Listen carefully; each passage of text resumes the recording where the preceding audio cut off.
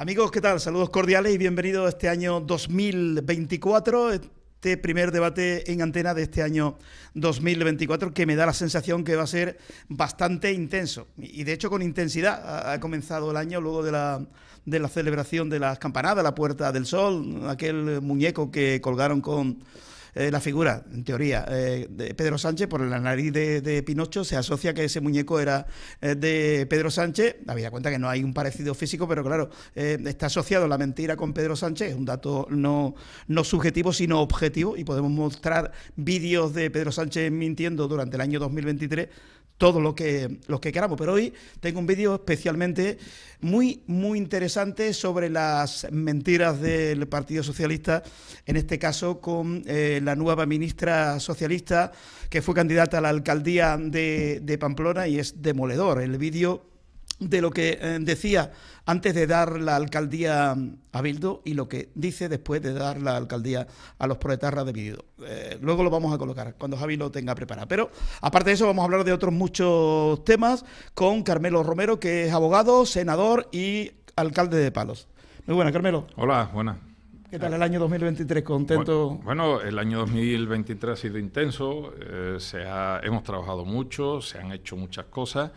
Y bueno, también hemos tenido muchas noticias a nivel nacional, negativas, políticamente hablando, y esperemos que el año 2024, ojalá sea así, pudiéramos ver que todo esto negativo que hemos visto por parte del gobierno socialista, comunista, pudiéramos resolverlo de alguna manera. La llave la tienen los ciudadanos con su propio voto. Lo que pasa es que hay que esperar casi 4 años, si sí, no pasa nada raro, claro. Sí, hay que esperar 4 años, pero bueno, hay elecciones dentro de poco. En el primer semestre hay 3 elecciones, las elecciones gallegas, las elecciones vascas y las europeas, donde yo creo que los ciudadanos deben decirle a Pedro Sánchez, darle un voto de castigo, para que lo vea. Carmelo, a ti como ciudadano, no como político, ¿qué es lo que más te ha sacado de quicio sobre las barbaridades que ha cometido Pedro Sánchez? Las mentiras tras la mentira. Es decir, mentir ya en España, mentir un político, pues ya es normal, no pasa absolutamente nada. Yo me quedo admirado de cuando en cualquier país europeo o americano, en Estados Unidos, alguien se le coge una pequeña mentira a ese político y ese político tiene que marcharse, ese político tiene que dimitir. Aquí en España no, aquí en España es una virtud, parece ser. Pedro Sánchez ha cambiado la mentira como algo negativo a ser una virtud. Y eso es lo que más me ha admirado, entre comillas, de lo que ha hecho Pedro Sánchez en el año 2023. La mentira en el orden del día. Yo particularmente lo de la amnistía a políticos corruptos, a golpistas, a terroristas que incendiaron Barcelona, que secuestraron a personas en los aeropuertos, en las estaciones de tren, que se le dé el perdón a esta banda de delincuentes, me parece que es indignante. Pero así ha sido. Bueno, todavía no se ha aprobado, vamos a ver qué es lo que pasa en el Tribunal Superior de Justicia Europeo, porque va a tener un largo recorrido. Bueno, Manuel Mora, que es historiador. Bueno, buenas noches. Manuel, encantado de tenerte por aquí. Muchas gracias. Por cierto, hablando de historia, tú que conoces perfectamente la historia, ¿cómo va a pasar a la historia Pedro Sánchez cuando termine su mandato? Como el presidente Felón, pienso yo, el gran mentiroso. Y además yo pienso que esto va a traer cola. Lo de la amnistía no está resuelto, pero yo estoy seguro que se va a aprobar la amnistía sin problema, ¿eh? Y que va a tirar para adelante. En el Congreso sí. Exactamente. Sí. Va a tirar para adelante. Otra cosa son los recursos que pudieran venir luego. Exactamente. Entonces, de todas maneras, va a quedar como el presidente que mintió casi en todo. Eso es totalmente cierto. Y vamos a estar pendientes de las elecciones de este año, que yo sigo insistiendo. Aquí le estamos dando muy poca importancia a las elecciones vascas. No, sí la tiene, claro. Va a tener mucho y probablemente al probable adelanto electoral, o probablemente hay un adelanto electoral en las catalanas también. Es lo que se está hablando entre los comentaristas. Entonces se está preparando eso y nada pinta bien para Pedro Sánchez, pero no olvidemos que se rehizo y ya se reha hecho 2 veces y ha ganado las últimas elecciones. Vamos, las ha ganado. No ha ganado el número de votos, pero las ha ganado porque está gobernando. Sale ganando el partido 4-0. Exacto. Claro, es que... Sí. Aunque pierda, tiene todavía une los goles de los otros y Exacto. al final gana el partido. Exactamente. Claro, así cualquiera. Esa es la clave. Va dopado a las elecciones. Exactamente, esa es la clave. Pero bueno, vamos a estar pendientes de lo que va a haber este año. Yo insisto, creo que va a ser un año muy intenso. Yo le doy importancia también a las elecciones gallegas, las europeas, porque ahí vamos a ver el voto de castigo que recibe. Pero ¿no? ahí hay menos juego. Ahí ya, bueno, hay cierta seguridad. Se piensa que va a ganar el Partido Popular, que el Partido Socialista va a tener un descalabro en ambas, que Vox se va a mantener bien, bastante bien. Que en las europeas, te hablas de las europeas. En las europeas, sí. Incluso, y en la gallega. ¿En la gallega? Sí, en la gallega ¿Tú también. le das opción a Vox en la gallega? Vamos, es que para la gallega, un diputado, 2 diputados Vox es bastante. Y hay ya encuestas que se la dan. Hay encuestas que se la dan. Casi todas cierran con una mayoría absoluta del Partido Popular. Y una debacle del Partido Socialista. Bueno, Paco Revuelta, psicólogo, muy buenas. Hola, muy buenas. Enhorabuena por ese artículo que me mandaste hace 4 o 5 días, creo. Sí, no me acuerdo exactamente. Y la importancia de los medios de comunicación que tiene para denunciar lo que denunciamos aquí cada semana, por ejemplo. Sí, bueno, es que en la Federación de Profesionales, bueno, de Asociaciones de Radio y Televisión, en la nueva presidencia y en la nueva directiva retomaron algo que estaba ahí dormido, y que era la revista Antena. Aparte ya de hacer otro tipo de cosas, por ejemplo, de vez en cuando hacen lo que se llaman desayunos informativos, muy interesantes, donde aparecen pues políticos importantes. Ha estado, por ejemplo, Macarena Olona, por cierto, ha estado Esperanza Aguirre, ha estado Juan Lobato, etcétera, etcétera. Pero otra de las cosas eran las revistas de Antena. Y desde que han retomado esa publicación, pues recurren a mí para que de vez en cuando pues les haga un artículo. Y este último era precisamente en relación con los medios de información. Hoy, además, como además sabéis, ¿no? Me dedico también a cantar y a otras cosas, pues muchas veces me hacen entrevistas. Y mira por dónde, bueno, han crecido las emisoras, porque cualquiera a través de las redes pues puede montar fácilmente una emisora. Claro, eso tiene una serie de ventajas en cuanto a las posibilidades de difusión de muchas noticias o de muchas circunstancias, y que no están manipuladas por grandes grupos de presión o por el propio gobierno.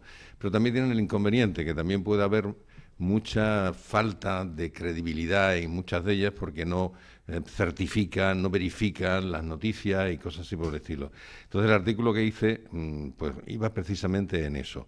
Al final utilicé una frase concretamente de Adela Cortina, que a mí siempre me ha gustado mucho, de un libro que leí ya hace años, que decía poco más o menos, porque claro, y voy a hacer un inciso aquí, muchas veces se dice que hay que hacer esta ley, hay que hacer la otra, hay que hacer una norma, y de eso podemos hablar en relación con lo de Pedro Sánchez, ¿no? Porque una democracia no tiene por qué tener todo escrito, ni mucho menos, y ya lo sacamos aquí un día, ¿no? Y terminé el artículo con una frase de Adela Cortina que siempre me ha gustado, y es que más vale una convicción moral que 1000 leyes. Y es verdad, se dice que una imagen vale más que 1000 palabras. Bueno, eso también es discutible.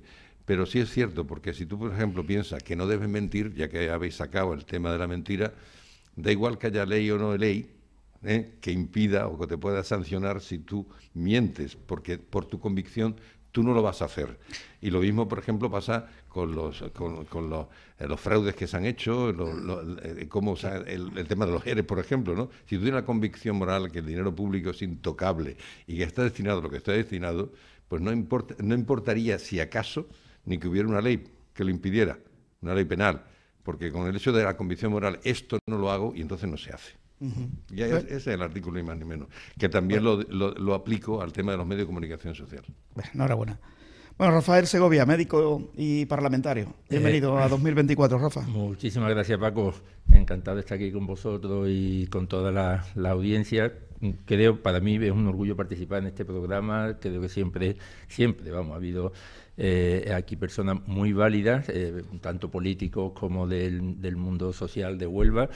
Y para mí este debate, que muchas veces más una tertulia que un debate, aunque entramos a fondo en los problemas, pero me parece de lo más interesante que se puede ver en televisión, porque de hecho, hablando de los medios de comunicación, la falta de objetividad pero no de objetividad, es que en televisión española, por ejemplo, hay censura. Pues yo suelo ver los debates en muchas ocasiones, allí hay tertulianos, normalmente cada uno representa, se ve perfectamente quién va a apoyar a un partido, quién va a apoyar a otro, pero jamás hay uno que apoya a Vox. O sea, nunca hay un tertuliano que esté en la línea de voto. Tenemos 3 millones de votos en España, somos el tercer partido. Lo razonable sería que simplemente por estadística hubiera allí alguien, casi todos los programas, ¿no? Pero no hay nadie, un tertuliano que esté en la línea de voto.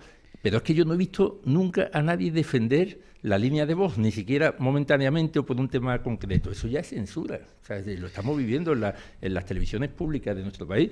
Pues yo siempre le digo a Paco, yo le doy la enhorabuena por tener un programa como este, donde puede venir todo el mundo y expresar su opinión, independientemente de cuál sea, ¿no? Y además debatiendo, creo que siempre, por lo menos yo al menos nunca me he visto en ninguna situación desagradable, todo el mundo respetando, se deja hablar, tú hablas, cuentas lo que tú piensas, y el espectador que juzgue a cada uno, ¿no? Respecto, Paco, perdón, lo que has dicho antes de Pedro Sánchez, a ver, para mí lo más grave que ha ocurrido es que Pedro Sánchez, la excusa que ha puesto para pactar con Bildu y para pactar con Esquerra, es que Vox no llegue al gobierno con el PP. Eso es gravísimo. Sí, esa es la cosa, eso es gravísimo. O sea, y lo que va a vender en 2024. Peor que a un grupo que tiene más de 40 terroristas en sus listas, en la última lista que presentaron, a grupos que quieren destruir España. Y ante todos los españoles nos ha puesto a nosotros como peor que a esos grupos. Eso sí que es generar odio, ¿eh? Y ese odio tiene después, por supuesto, tiene una trascendencia y tiene un reflejo. Nosotros en las elecciones autonómicas, en las últimas, en Galicia también, y sobre todo en las vascas y en las catalanas, fuimos agredidos en todos los mítines que se celebraron allí. Es que aquí me asombra que el muñeco, yo no soy partidario, a mí no me verán nunca pegando un muñeco que pueda representar a alguien, pero en este país se han colgado figuras del rey, se han quemado banderas españolas, banderas que nos representan a todos, se han quemado fotos del rey, que sí, y cuando, por lo visto, cuando lo hacen los de la izquierda no pasa nada, es libertad de opinión, pero cuando un grupo de chavales allí sacan eso, que ya te digo que yo no lo apoyo, pero entonces delito de odio. Aquí el odio en este país en los últimos años, el reflejo que ha tenido ha sido contra Vox, que ha habido más de 200 chavales de Vox que han sido agredidos, de estos que están repartiendo bolígrafos, pulseras en la calle. Nuestras sedes son, pero vamos, continuamente, incluida aquí en Huelva, violentada, y no, hasta ahora nadie sale en defensa nuestra, pero basta que alguien cercano, porque ni siquiera sé si el que ha llevado el muñeco ese tiene algo que ver con vos, ya está toda la prensa nacional magnificando el suceso, ¿no? Entonces, para mí eso sí es importante. Y la mentira, por supuesto, claro, lo que ha dicho Paco, toda la razón. Si tú pillas a un político en una mentira, queda incapacitado, porque si te miente en esa cuestión te puede estar mintiendo en cualquiera. Eso es lo que prevalece en el mundo anglosajón. Y una persona que le pillan una tesis, ha habido casos, ¿no? de han dimitido políticos por mucho menos. Porque le han cogido un copia y pega en dos. Vamos, aquí en España tendría que haber dimitido muchísima gente. ¿No? Para mí la mentira... En dos líneas.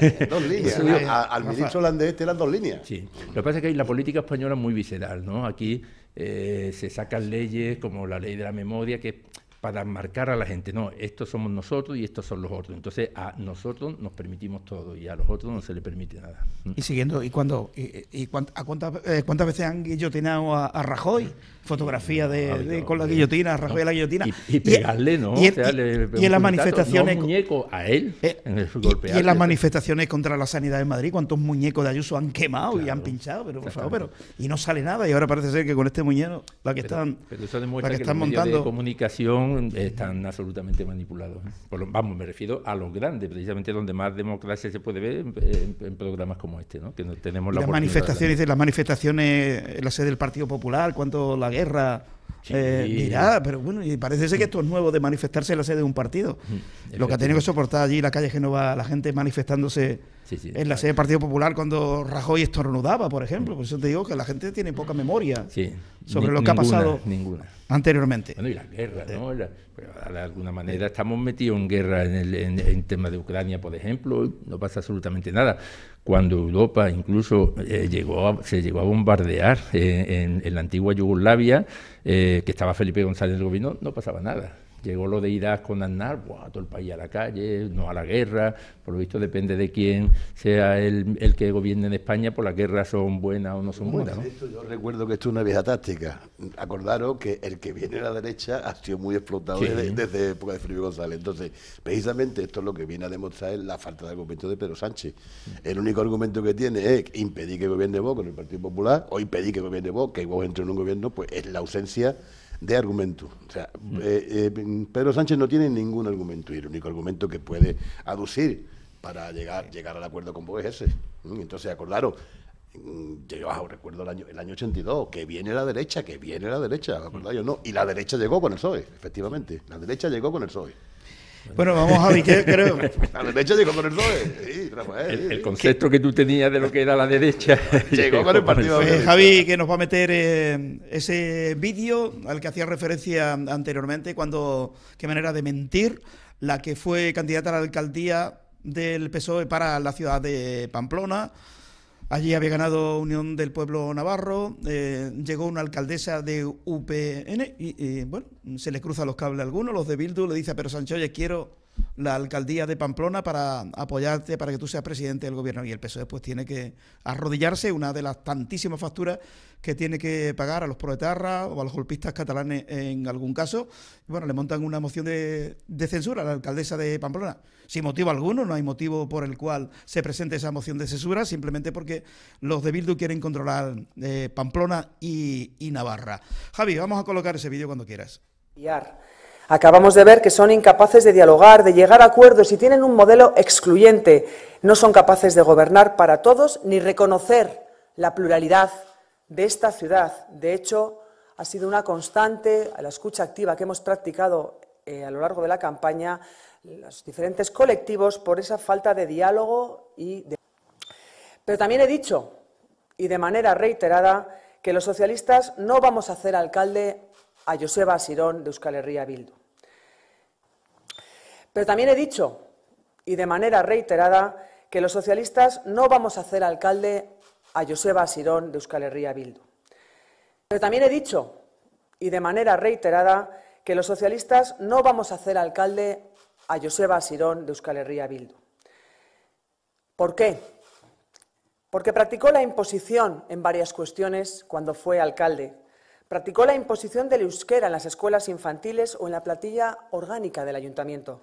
También practicó la imposición, ondeando la ikurriña en el balcón consistorial el 6 de julio, una bandera que no representa a la Comunidad Foral de Navarra.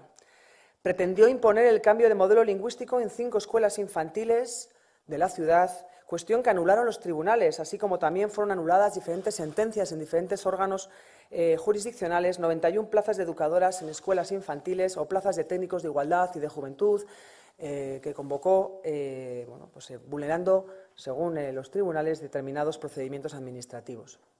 No voy a hacer alcalde al señor Asirón porque no ha sido un alcalde capaz de transformar la diversidad en convivencia, por lo que acontece en Curia el 7 de julio, por lo que aconteció en el Marqués de Rozalejo en 2018, porque no fue capaz de mantener un gobierno de coalición actuando de manera unilateral en todo el proceso de amabilización de la ciudad, en contra de diferentes colectivos que concluyó expulsando del gobierno municipal a sus socios, Aranzadi e Izquierda Esquerra.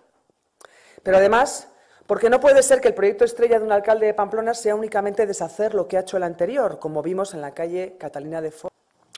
Pero también he dicho, y de manera reiterada, que los socialistas no vamos a hacer alcalde. Bueno, pues lo que decía la señora, 3 meses después, 4 meses después, el señor que era un demonio, como ella bien ha relatado, ha definido, de ser un demonio pasa a ser un santo y le entrega la alcaldía.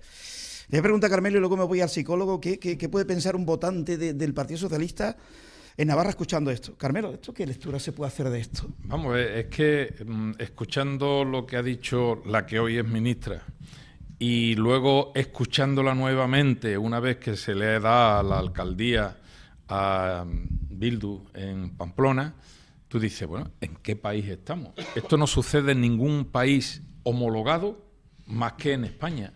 Es decir, que se ha deteriorado tanto la actuación política de los políticos en España, y concretamente el que está en el gobierno, se ha deteriorado tanto que los ciudadanos se encuentran estupefactos, no sabe a qué pensar. Por eso decía yo que el año 2023 se caracteriza por la mentira, porque esto es mentirle a los ciudadanos. Lo que hemos visto, lo que hemos escuchado es mentirle descaradamente a los ciudadanos. Y bueno, podríamos decir, esta es una persona nada más dentro del Partido Socialista. No.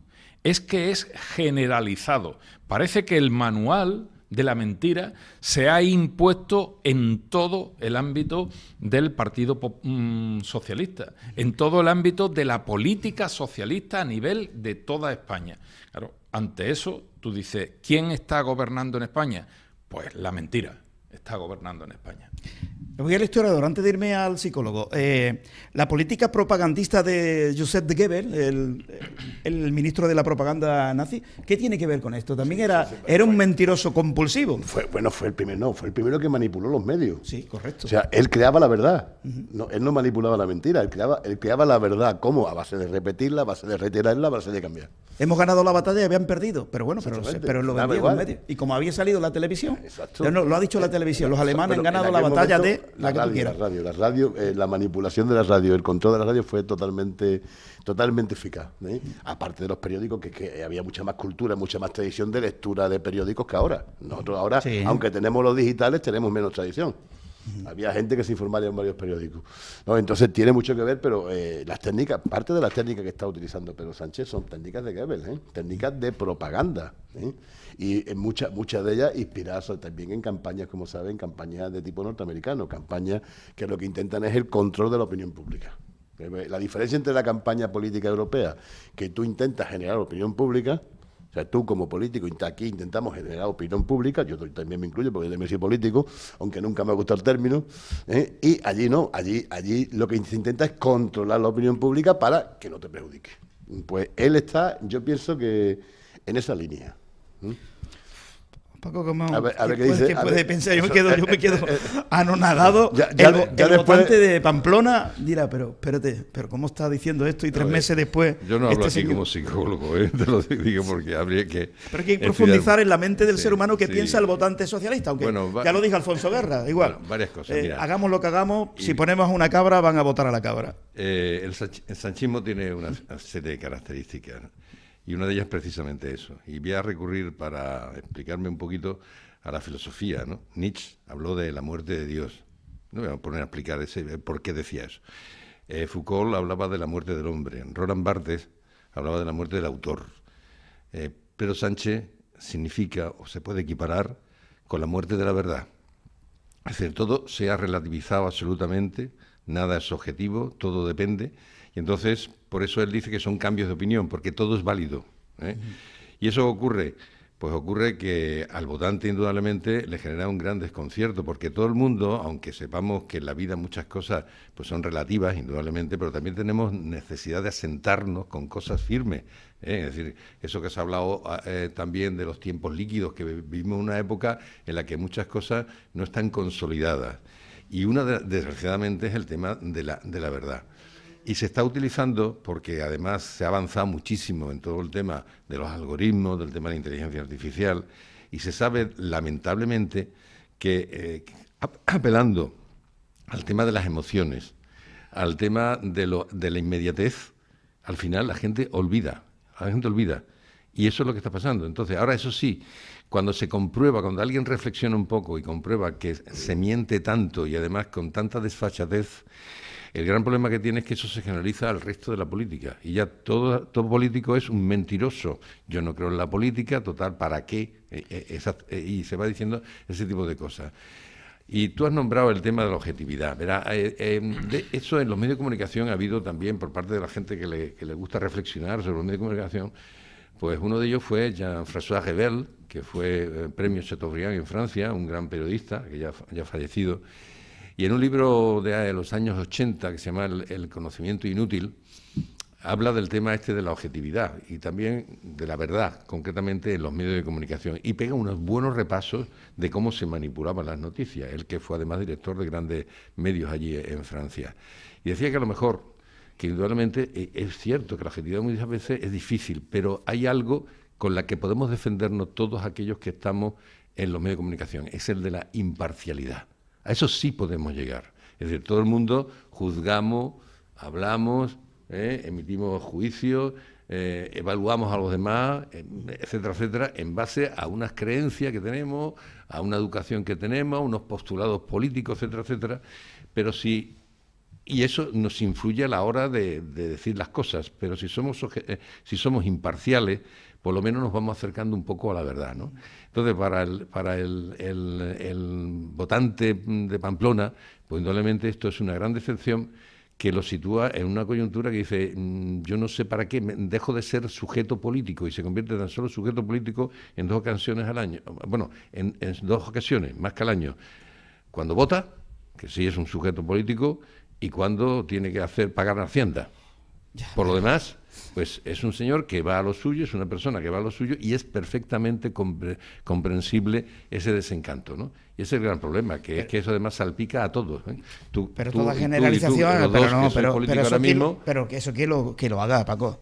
Toda generalización acarrea injusticia. Yo no he visto un político mentir tanto como este individuo. Lleva razón, Paco. Pero yo más de una vez, como conozco precisamente a políticos que puedo estar de acuerdo o en desacuerdo con sus postulados, con su, digamos, cómo piensa que tiene que ser de intervencionista el Estado en la sociedad. Por ejemplo, los de Vox dicen que ninguna intervención, el mínimo Estado. Eso por lo menos lo he leído yo, en papeles vuestros, ¿eh? Sí, en manifiesto, en respuesta, el mínimo, ¿no? Hombre, yo creo que yo soy más socialdemócrata, ¿no? Entonces pienso que sí, pero conozco a mucha gente que con postulados muy distintos y diferencias muy diferentes a las mías, que las veo gente que son honestas, honradas, que dicen la verdad, que dicen lo que creen y que se comportan y que tienen esas convicciones morales, que es lo que estamos hablando antes, ¿no? Y el sanchismo se ha caracterizado por eso, porque ha muerto la verdad no tiene importancia. Ya en su día, con respecto al PSOE, Pablo Castellano hizo un libro que se llamaba Yo sí me acuerdo. Y se refería también en ese libro, que también es antiguo, pues ya hablamos de Pablo Castellano, un político de hace bastantes años, donde hacía un repaso de esas mentiras que el PSOE venía dando, pero indudablemente, aunque se pueda admitir que se da en todos los partidos políticos, en todos, absolutamente, pero sin embargo, esta ha cruzado unas líneas, ha sido una sobredimensión impresionante en cuanto al tema de la falsedad y las mentiras, y además con una grandísima cara dura. Porque, por ejemplo, el tema de Pamplona, 2 días antes estaba diciendo que no, vamos, que era mentira, lo mismo que la nueva ministra. Es decir, ese es el gran problema, porque ya digo, se han hecho estudios, y con esto te finalizo, que tú ya quieres entrar. Por ejemplo, en cuanto al tema si los humanos mentimos o no mentimos, en realidad todo el mundo mentimos algunas veces como quien dice, porque para qué, digamos, crearnos problemas. Yo daba clases de ontología y a mis alumnos les decía, oye, cuando veáis que alguna compañera vuestra va con su niño recién nacido y os parece que el niño es muy feo, ¿le vais a decir que el niño es muy feo? No, porque ¿para qué te vas a hacer desagradable y crear un problema, no? Por lo mismo, a todos los niveles hay una pequeña mentira que todo el mundo podemos decir. La cuestión está en las repercusiones. Usted miente por conveniencia propia. Claro.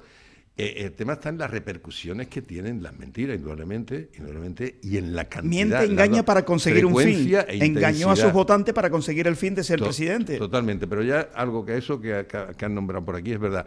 Él ya no cuenta solamente los votos del PSOE. Él dice, tenemos 50 que son de los otros y el resto los pongo yo. Esas son las cuentas. Y punto.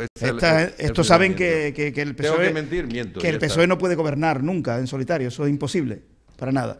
Pues te has quedado sin partido socialdemócrata en España. Y dice, yo soy socialdemócrata. Pues no tienes a nadie a quien votar ahora mismo, ¿eh? No, se ha creado un partido nuevo. Se ha creado o centro-derecha. Hoy se ha creado un partido nuevo. Izquierda Española. Izquierda Española. Este es Guillermo, no me acuerdo el apellido, Álvarez me parece que es. Y yo es que hace poco tiempo estuve viendo un libro que ha publicado y en algunas cosas estaba de acuerdo y en otras estaba en desacuerdo, ¿no? No obstante, es de los que quiero leerme, pues, bueno, por conocer. Porque claro, todo va a depender, si este partido socialdemócrata triunfa, va a depender siempre de los medios de comunicación, del apoyo que le den o no. Pero permíteme una cosa. Es imposible. Permíteme una cosa. Yo la pregunta, y con eso es que, y prometo que me callo a partir de aquí, una pregunta que le haría a este nuevo partido, donde está, por ejemplo, Igea, está Soraya Rodríguez, esta gente así, está en negociaciones con Nicolás Redondo, que no sé si se entrará, ¿no? Yo le preguntaría la financiación, ¿de dónde sale? Que eso es crucial eso es vital. Para saber de qué pie cojea ese partido. Eso es vital. Pero la idea se materializa con la creación de este partido, se materializa lo que ya aquí hemos expuesto en alguna ocasión, y es que el PSOE de Pedro Sánchez, se ha radicalizado tanto, se ha ido tan a la izquierda, que prácticamente yo creo que va a fagocitar se ha podemizado totalmente. Podemos, se ha podemizado tanto que ha dejado a los socialdemócratas huérfanos totalmente. Sin espacio, exactamente. Entonces, esta nueva formación política lo que viene a hacer es ocupar ese espacio que antes tenía el PSOE. Y voy a hablar, el PSOE de Felipe González, el PSOE de Alfonso Guerra, el PSOE de todo socialdemócrata de antes, ¿no? Estamos hablando entonces de dos partidos distintos. El PSOE de antes, el histórico, y este, que se ha ido a la extrema izquierda, fagocitando a Podemos. Uno es el Pedro Sánchez mentiroso, que no miento yo si digo que Pedro Para Sánchez nada. es mentiroso. Vídeos hay 200.000 que te puedo poner. Claro. Es una prueba en tu juez, es Sí, válida. eso no me puede Sí, denunciar pero ni llevarme a los tribunales si vas a porque juicio- diga Pedro Sánchez mentiroso. Me está ofendiendo. No, es que toma usted los De vídeos. momento no te pueden llevar a los tribunales por eso. es lo De característico. momento. Bueno, de momento sí es verdad. Tiempo A al lo tiempo. mejor yo creo que con el tiempo nos vamos a ir pareciendo a Venezuela y a esos países y Puede seguramente... estar induciendo al odio, diciendo Cuando que ya es y tengo mentira. que a mi seguramente. compañero me gustaría, de eso que ha dicho, que ha mirado hacia la extrema izquierda. Ahora me gustaría hacerte una puntualización, Sí. y además fundándome en un amigo mío con el que hablo con frecuencia, mañana, por ejemplo, Aquí vamos a decir lo mismo. Yo también quiero intervenir. comunista de la época de Carrillo, de la época de Julián Guita, y ya te diré la opinión que tiene y yo la comparto. Vale. Bueno, pues el Pedro Sánchez mentiroso con su partido y esta nueva ola que estaba dentro del Partido Socialista y que no comparte lo que está haciendo Pedro Sánchez dentro del Partido Socialista. Esa es la opinión que yo veo ante lo que se ha publicado y ante la realidad. ¿Tú consideras que...? Yo sí lo considero. Yo me mojo. ¿El Partido Socialista ahora mismo es un partido social comunista? ¿Tú lo ves así? Yo creo que sí, yo creo que se está convirtiendo, está ocupando el espacio de Podemos, el espacio de los comunistas radicales, no los comunistas de Carrillo, que eran comunistas europeos y demás, sino comunistas radicales. Y claro, está dejando el centro socialista, lo está dejando al margen, que es los que vienen a ocupar. Por lo tanto, ahí va a haber un cisma dentro de la ideología, entre comillas, socialista, porque Pedro Sánchez el mentiroso se ha ido hacia la izquierda radical. Sí, queda un espacio ahí vacío. Yo creo, Paco, Sí, Rafa. me gustaría además, hombre, él ha dicho antes lo de que nuestro partido no es partidario de intervención ninguna desde el Estado, ¿no? Vamos, es probable que lo haya leído, porque tú sabes que hay mucha gente que opina. Lo tomado de los manifiestos que había hecho y de las 100 medidas para España o algo así por el estilo, algo que hiciste en su momento. Sí. Y venía una reducción de la intervención del Estado. No, eso sí, una reducción de intervención del Estado, seguro. Pero nosotros, sin embargo, lo que más nos caracteriza es que hablamos del soberanismo. O sea, de tener, en la medida de lo posible, una soberanía alimentaria, una soberanía energética, que no nos haga depender de otros países, que es uno de los peligros que tenemos ahora mismo, y es algo de lo que se va a poner en juego en las elecciones europeas. Eso es otra Bueno, vertiente. pero también requiere intervención del Estado. O sea, si nosotros creemos que los productos hortofrutícolas que vienen de Marruecos, de Sudáfrica, de Turquía o de Túnez no compiten en igualdad de condiciones, creemos que se debe intervenir desde Europa para que eso no ocurra. Luego sí tiene que haber intervención. En el tema de la energía, Europa ya nos ha dado la razón. Alemania dependía energéticamente de Rusia. Claro, de la noche a la mañana se ve que depende de su enemigo. Entonces, Europa ha dado marcha atrás y ahora dice que tiene que ir, no dice el soberanismo, dice el autoabastecimiento. Y de ahí la gran inversión que hay en hidrógeno verde, porque Europa se ha dado cuenta que depender de terceros países te hace vulnerable. Con el agravante que de los 34 minerales críticos que hay para la transición energética, pues hay así como 17 al menos que China tiene prácticamente la exclusiva sobre ellos. Se ha adelantado Europa y ahí vamos cuesta arriba. Y en el tema de la agricultura nos puede estar pasando exactamente lo mismo. Yo sigo pensando que el tema de Doñana no es casual. Se está pretendiendo trasladar el sector primario a países terceros con base de la Agenda 2030, de repartir las riquezas en el mundo, pero ojo, que eso no podemos encontrar también pues cuando la pandemia pudimos comer gracias a que en España tenemos agricultura y tenemos ganadería y tenemos pesca. Y ese tema yo creo que efectivamente las elecciones europeas va a ser importantísimo, porque todas las medidas que se toman respecto al sector primario se toman desde Bruselas, donde, por cierto, el partido mayoritario es el Partido Popular Europeo. O sea, lo digo porque hay una disparidad que habrá que poner en evidencia, o el Partido Popular se tendrá que decidir por un camino o por otro, porque aquí en Huelva apoya al sector primario, o sea, cuando Europa toma los recortes que ha habido en la pesca, pues la primera que salió quejando fue la consejera de Andalucía, cuando resulta que en Europa el partido que gobierna es el suyo. Entonces, hay muchas cosas que habrá que poner sobre el tablero y muchos se tendrán que definir y ver qué es lo que define. Y solamente una cosa más. Estamos dando por hecho aquí que el votante socialista está decepcionado. Yo no lo percibo eso, ¿eh?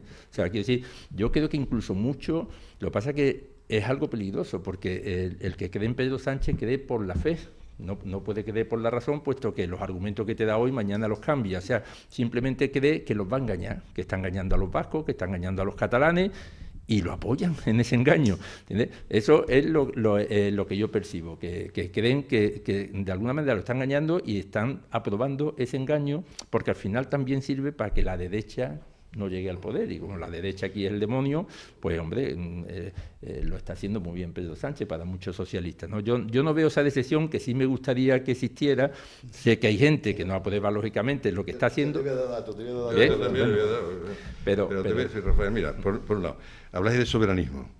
Yo saco a relucir una teoría económica que ya, no solamente aplicable al tema económico, sino incluso cultural y de otras índoles, concretamente, y es lo de la interdependencia.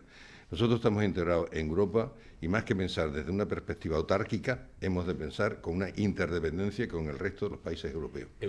Europeos, vale, exactamente. Eso por ahí.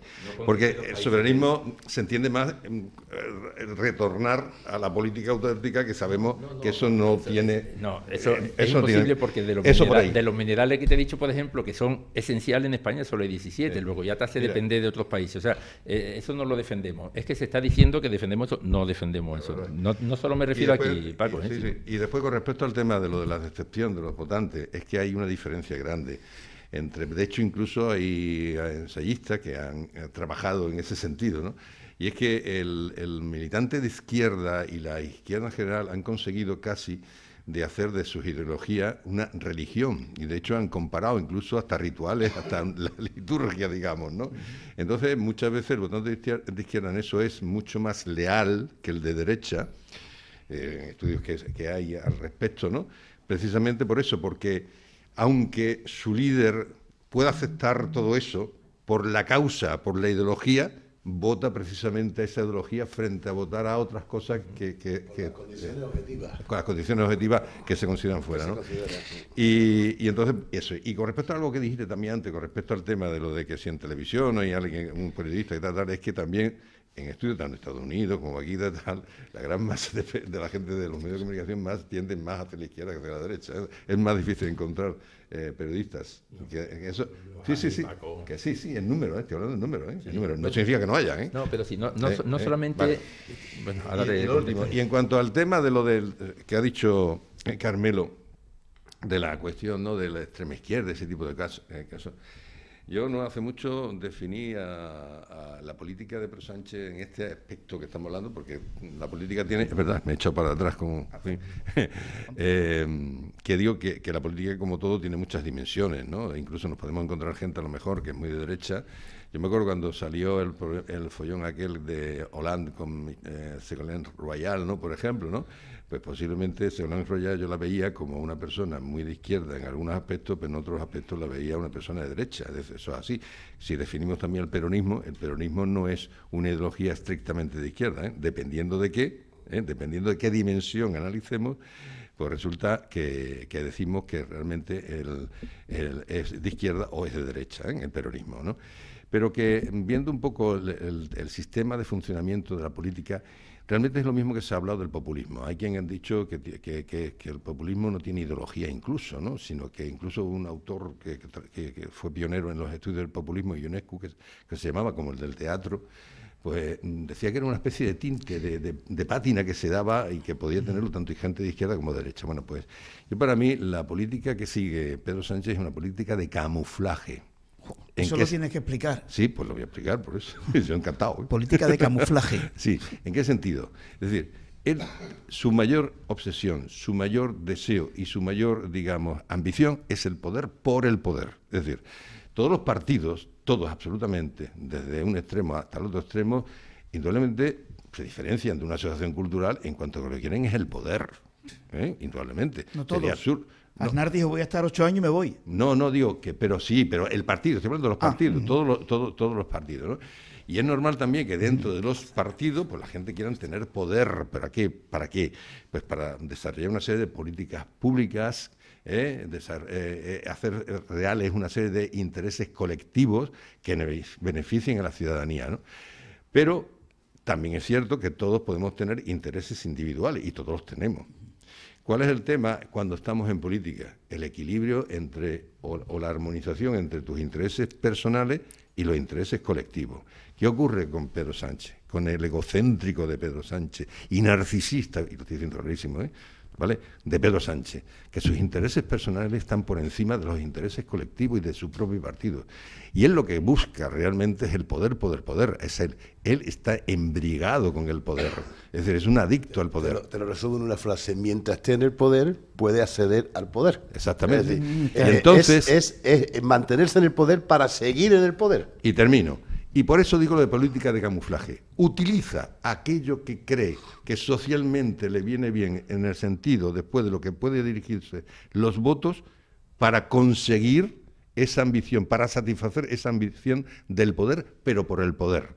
Quiero decir que si él, en un momento determinado, ve que tiene que pegar virajes hacia políticas que tradicionalmente no han sido del socialismo, él lo vira, eso tenerlo por seguro, y sucesivamente. Es decir, que él se nutre de la información que tiene, además tiene una gran información con el CIS que está al mando Tezanos, como ya sabemos, se nutre de esa información para ir haciendo las políticas y diciendo, vamos a ver, si yo para llegar al poder, como tengo aquí un partido enfrente, que es el Partido Popular, que es el que realmente me puede desequilibrar ese camino o alterar ese camino hacia la Moncloa, pues resulta que a mí no me interesa guerrear con el Partido Popular en el centro, porque muy posiblemente me gane.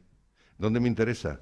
Más a la izquierda, incluso con el tema de los independentistas. Y entonces se camufla, ahí es lo que voy, se camufla, se viste como los soldados, se podemiza, bueno, si es necesario, y lo que haga falta para poder satisfacer eso. Porque yo lo veo a un hombre que no tiene realmente una ideología definida. No, sino que él, y por eso varía tanto.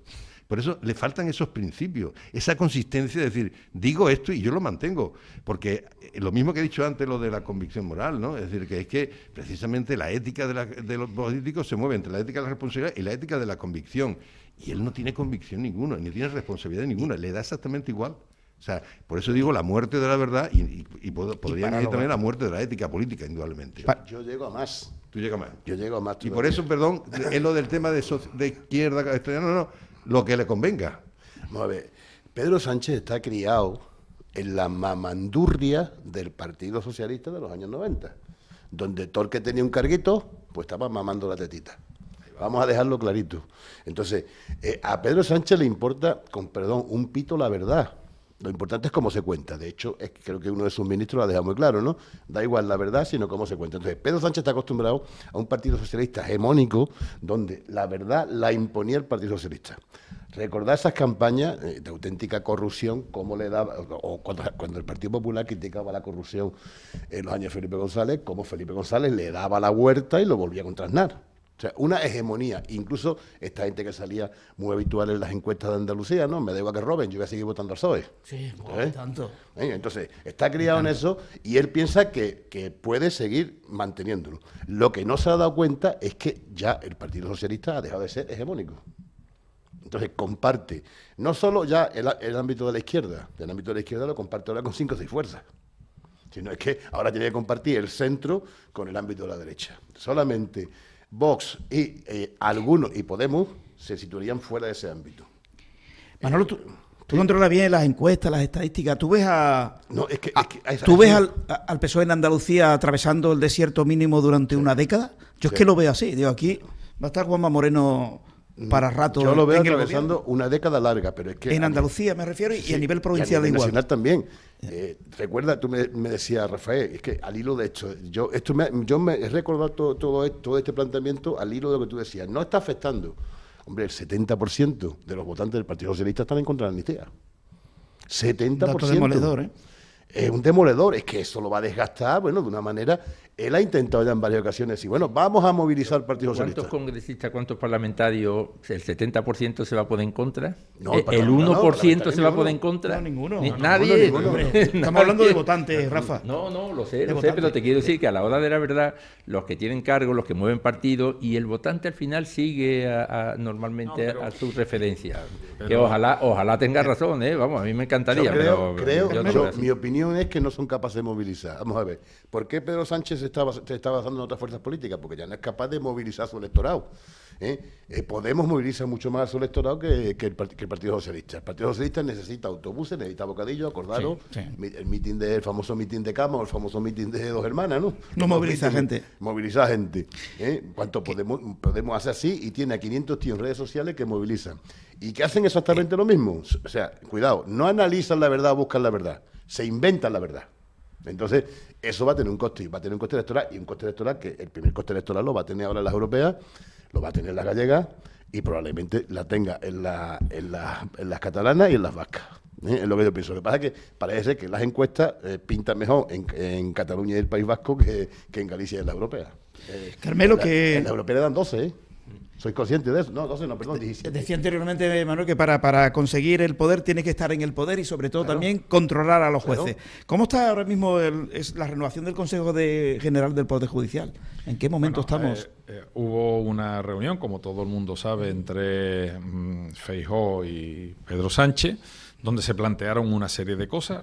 La primera que hubo acuerdo fue en la modificación de esa palabra que está en la Constitución y que ya se ha puesto en marcha, ya se ha registrado en el Congreso esa modificación y está caminando por la vía del Congreso de los Diputados. Y en el Consejo General del Poder Judicial, lo que dice la Unión Europea, y que nosotros estamos de acuerdo, es que hay que renovarlo, pero hay que modificar cómo se constituye de la misma manera que estaba al principio. Después se modificó y está como está ahora. Y hay que modificarlo. Yo creo que al final va a haber un acuerdo. Y lo que creo además es que tenemos que estar ojo a visor para que Pedro Sánchez cumpla lo que se comprometa. Porque si renovamos el Consejo General del Poder Judicial y después dice que no cumple lo que se ha comprometido, hemos hecho un pan con unas tortas. Es que no es de fiar. Pero, no, precisamente por eso, porque no es de fiar. Porque hacemos una porra sobre lo que pensamos, si cumple o no cumple. Hacemos la porra. Yo te lo digo ya. Ganamos, te vas a quedar solo. Si dices que cumple, te quedas solo, Carlos. No, yo no digo que cumpla, porque a la vista de lo que viene haciendo en todo y cada uno de los temas que se ha planteado en la vida política de España, yo dudaría mucho. Yo me tocaría lo que se dice por ahí, me tocaría la camisa antes de materializar algo, ¿no? ¿Por qué? Porque seguramente no va a cumplir. Va a ir a lo suyo, a lo que viene habitual, lo que hemos hablado. Va a ir a lo suyo y seguramente no va a cumplir. Tú que estás en Madrid, que te codeas con las altas esferas, tú hueles como yo huelo, que igual me equivoco, que luego de la ley de amnistía para los políticos golpistas, para los corruptos, etcétera, vendrá la ley de amnistía para los terroristas que asesinaron a más de 1000 españoles. Yo lo huelo, por utilizar tus palabras. Esto sí que es opinión, esto no es lo que he dicho anteriormente, que es un dato objetivo, esto es subjetivo. Creo que Pedro Sánchez va a abrirle las cárceles a los etarras. Ojalá me equivoque. Yo lo huelo por utilizar tus palabras o utilizando tus palabras. Por muchas razones, ¿no? Pero por una razón muy sencilla, y es que no sabemos qué es lo que ha pactado Pedro Sánchez con los proetarras de Bildu. No lo sabemos. Con otros ha pactado esto, ha pactado lo otro, con Bloque Nacionalista Galego, pero con ellos no lo sabemos. No ha dicho, hemos pactado esto y hemos pactado lo otro para recibir el voto de los proetarras. Como no lo sabemos, nos podemos llevar cualquier sorpresa. Entre ellas, la sorpresa de Pamplona, que 3 días antes en el Congreso de los Diputados, el propio Pedro Sánchez estaba diciendo que no, que mira, que niño, que te hemos apoyado a UPN, que no sé qué, y vamos a seguir apoyando y demás. Y a los 3 días te salta lo de Pamplona. Por lo tanto, yo mucho me temo que habrá una amnistía para los presos etarras. que ahora mismo están en las cárceles, ya lo quitaron de las cárceles de toda España y se lo llevaron al País Vasco, y allí están estupendamente. Iba a decir otra palabra, pero voy a decir estupendamente. Además todo el tema de instituciones penitenciarias. Eso me parecía ya. Bueno, ha cruzado todas las líneas rojas, pero soltar a asesinos, pues, eso sería ya. Pues eso para que los votantes del PSOE no. Los independientes que no votan al PSOE. Es para que los votantes del PSOE se vayan a la sede del PSOE de toda España si Pedro Sánchez comete esta barbaridad. Yo me apuesto contigo, lo que sea, a que en el pensamiento mío está que lo van a hacer. Que lo van a hacer. Y te digo cómo primero. Que lo van a hacer. Bueno, primero van a decir, Carmelo, van a decir, no, para los que no tienen delitos de sangre. Es que el que colabora con un atentado, Manuel, el que colabora con un atentado y el que le dice, cuando pase el furgón de la Guardia Civil, le das al botón. El mismo delito tiene el que lo dice que el que lo hace. Si tenemos en el Congreso de los Diputados... Sí, ya, te entiendo, poquito a poco. Bueno, el proceso de cómo primero después lo otro y demás, después, boom, el mogollón. Pero si tenemos en el Congreso de los Diputados quien está negociando con Pedro Sánchez, que es una etarra condenada por señalar a la gente que había que matar, y después venía los pistoleros y los mataba. Tenemos a una persona allí de esa manera, ¿no? Por lo tanto, yo estoy convencido de que eso vendrá. De la misma manera que hemos visto que en Pamplona está gobernando los proetarras de Bildu, que han asesinado los etarras, han asesinado a muchos compañeros socialistas. ¿Qué es lo que decía la madre de... ¿Miguel Ángel Blanco? No, de Pagarzauntundúa. Pues complicado, no me atrevería a decirlo yo. Bien. Carmelo. ¿Qué es lo que decía? Le decía, Pachi, haréis cosas que me helará la sangre. Lo están haciendo. Lo están haciendo. ¿Por qué? Porque a sus propios compañeros que han secuestrado, que han asesinado, que han extorsionado y demás, ahora a esos mismos que lo han hecho le están dando el poder. Y la pregunta fácil, se preguntará la gente, Paco, ¿y por qué hace Pedro Sánchez todo esto? Para seguir en el poder. Qué fácil, ¿verdad? La respuesta. Lo que decía aquí nuestro amigo. Claro, lo importante es que él esté en el poder. Mientras tú estás primero, no lo tiene el otro, con lo cual tú tienes capacidad de maniobra y tienes capacidad de seguir en el poder. Yo lo resumía mejor todavía. En 2007, en esa situación crítica que teníamos en el Ayuntamiento de Lucena, que no teníamos ni para pagar la luz, yo decía, señores, nosotros tenemos la caja. Una caja vacía, pero teníamos la caja. Claro. Pues esto es lo mismo. Pedro Sánchez tiene la caja para hacer... Que no estamos hablando de la caja, por cierto, tampoco. Ni estamos hablando del Ayuntamiento del Nani, que es otra compensación. Se nos ha olvidado el Nani, se nos ha olvidado los otros ayuntamientos pequeñitos de nombre casi impronunciable, que van a caer también. Es decir, va a haber muchas compensaciones. Carmelo, yo me va a perdonar, de que creo que tenemos aquí una opinión que prácticamente es compartida, pero yo desde Vox sí tengo que decir que esta situación de alguna manera ha sido favorecida, o facilitada o permitida porque el PP no ha actuado con la contundencia que tuvo que actuar en los momentos clave. O sea, Bildu, tú mismo lo dices, tiene proetarra, quiere destruir España, de hecho no aprobáis que se pacte con Bildu. Entonces, ¿qué hace legalizar un partido como Bildu? Entonces, de hecho, cuando se legalizó, el PP puso el grito en el cielo y luego no ha intentado ilegalizarlo. Y ahí está. Y los partidos golpistas lo mismo. Es que son legales. Es que el problema que tenemos que el presidente, se podrá discutir si es legítimo o no, desde la sesión esta de que lo legítimo tiene que ser legal y además tener una carga moral, pero el problema es que es un presidente legal y que está apartando con partidos que son legales, entonces oponerse a eso no es fácil. Yo creo sinceramente que el PP tuvo la oportunidad de cambiar la ley electoral, creo que había que haberla cambiado, simplemente cambiando la ley electoral no hacía falta ni ilegalizarlo, simplemente no hubieran accedido al Congreso. Es una opinión que... Sí, yo pienso que si eso hubiera sido así, hubiera sido peor.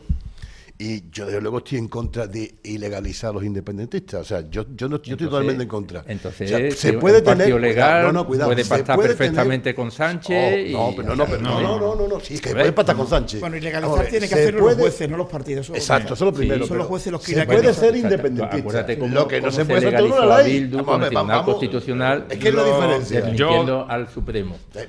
¿Entendemos la diferencia o no? Yo difiero. Pero Carmelo, disculpa, ¿entendemos la diferencia o no? O sea, se puede ser independentista, igual que yo puedo ser pro-albanés.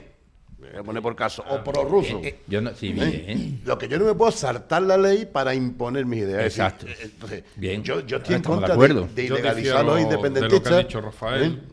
Y yo pienso que además, y concluyo, te dejo hablar, en todo caso, quien tiene que legalizar son los jueces, no las leyes. Bien. Las leyes, o sea, las leyes tienen que establecer el marco legal. Pero Y a la partir ley- de ahí es el juez el que Bien, tiene que pero legalizar. las leyes se hacen en el Parlamento, quiere decir, Exactamente, luego son claro. las leyes lo que hacen es aplicarlas. Entonces, hombre, yo entiendo que tanto Esquerra como Jun se han saltado la ley cuando el golpe que dieron, y por supuesto yo creo que Bildu son herederos, es que no han condenado el terrorismo, es que un partido que no haya condenado el terrorismo no debería estar legal, Eso es no debería es ser distinto, legal. es distinto. Bueno, pero es que ahí están. Yo estoy hablando Ahí de están. los independentistas. El PNV parece que está ahora más próximo al independentismo y sin embargo ha sido un partido que se ha comportado como constitucional. Claro. Igual incluso que RC en la primera época. No, no. Y Junts, vamos, Junts El cuando era partido que hace RC. la Constitución como marco de convivencia, o sea, es legítimo que de cambiar la Constitución desde dentro de la Sí, Constitución. pero Rafa, es Desde que dentro de la eso Constitución. da fuerza, le da fuerza a ellos. O sea, Esa- vieja táctica ahí es de- donde diferimos. Y si le da fuerza, ¿qué quiere que diga? Si hace acción, una cosa mal, lo hace represión, mal. acción.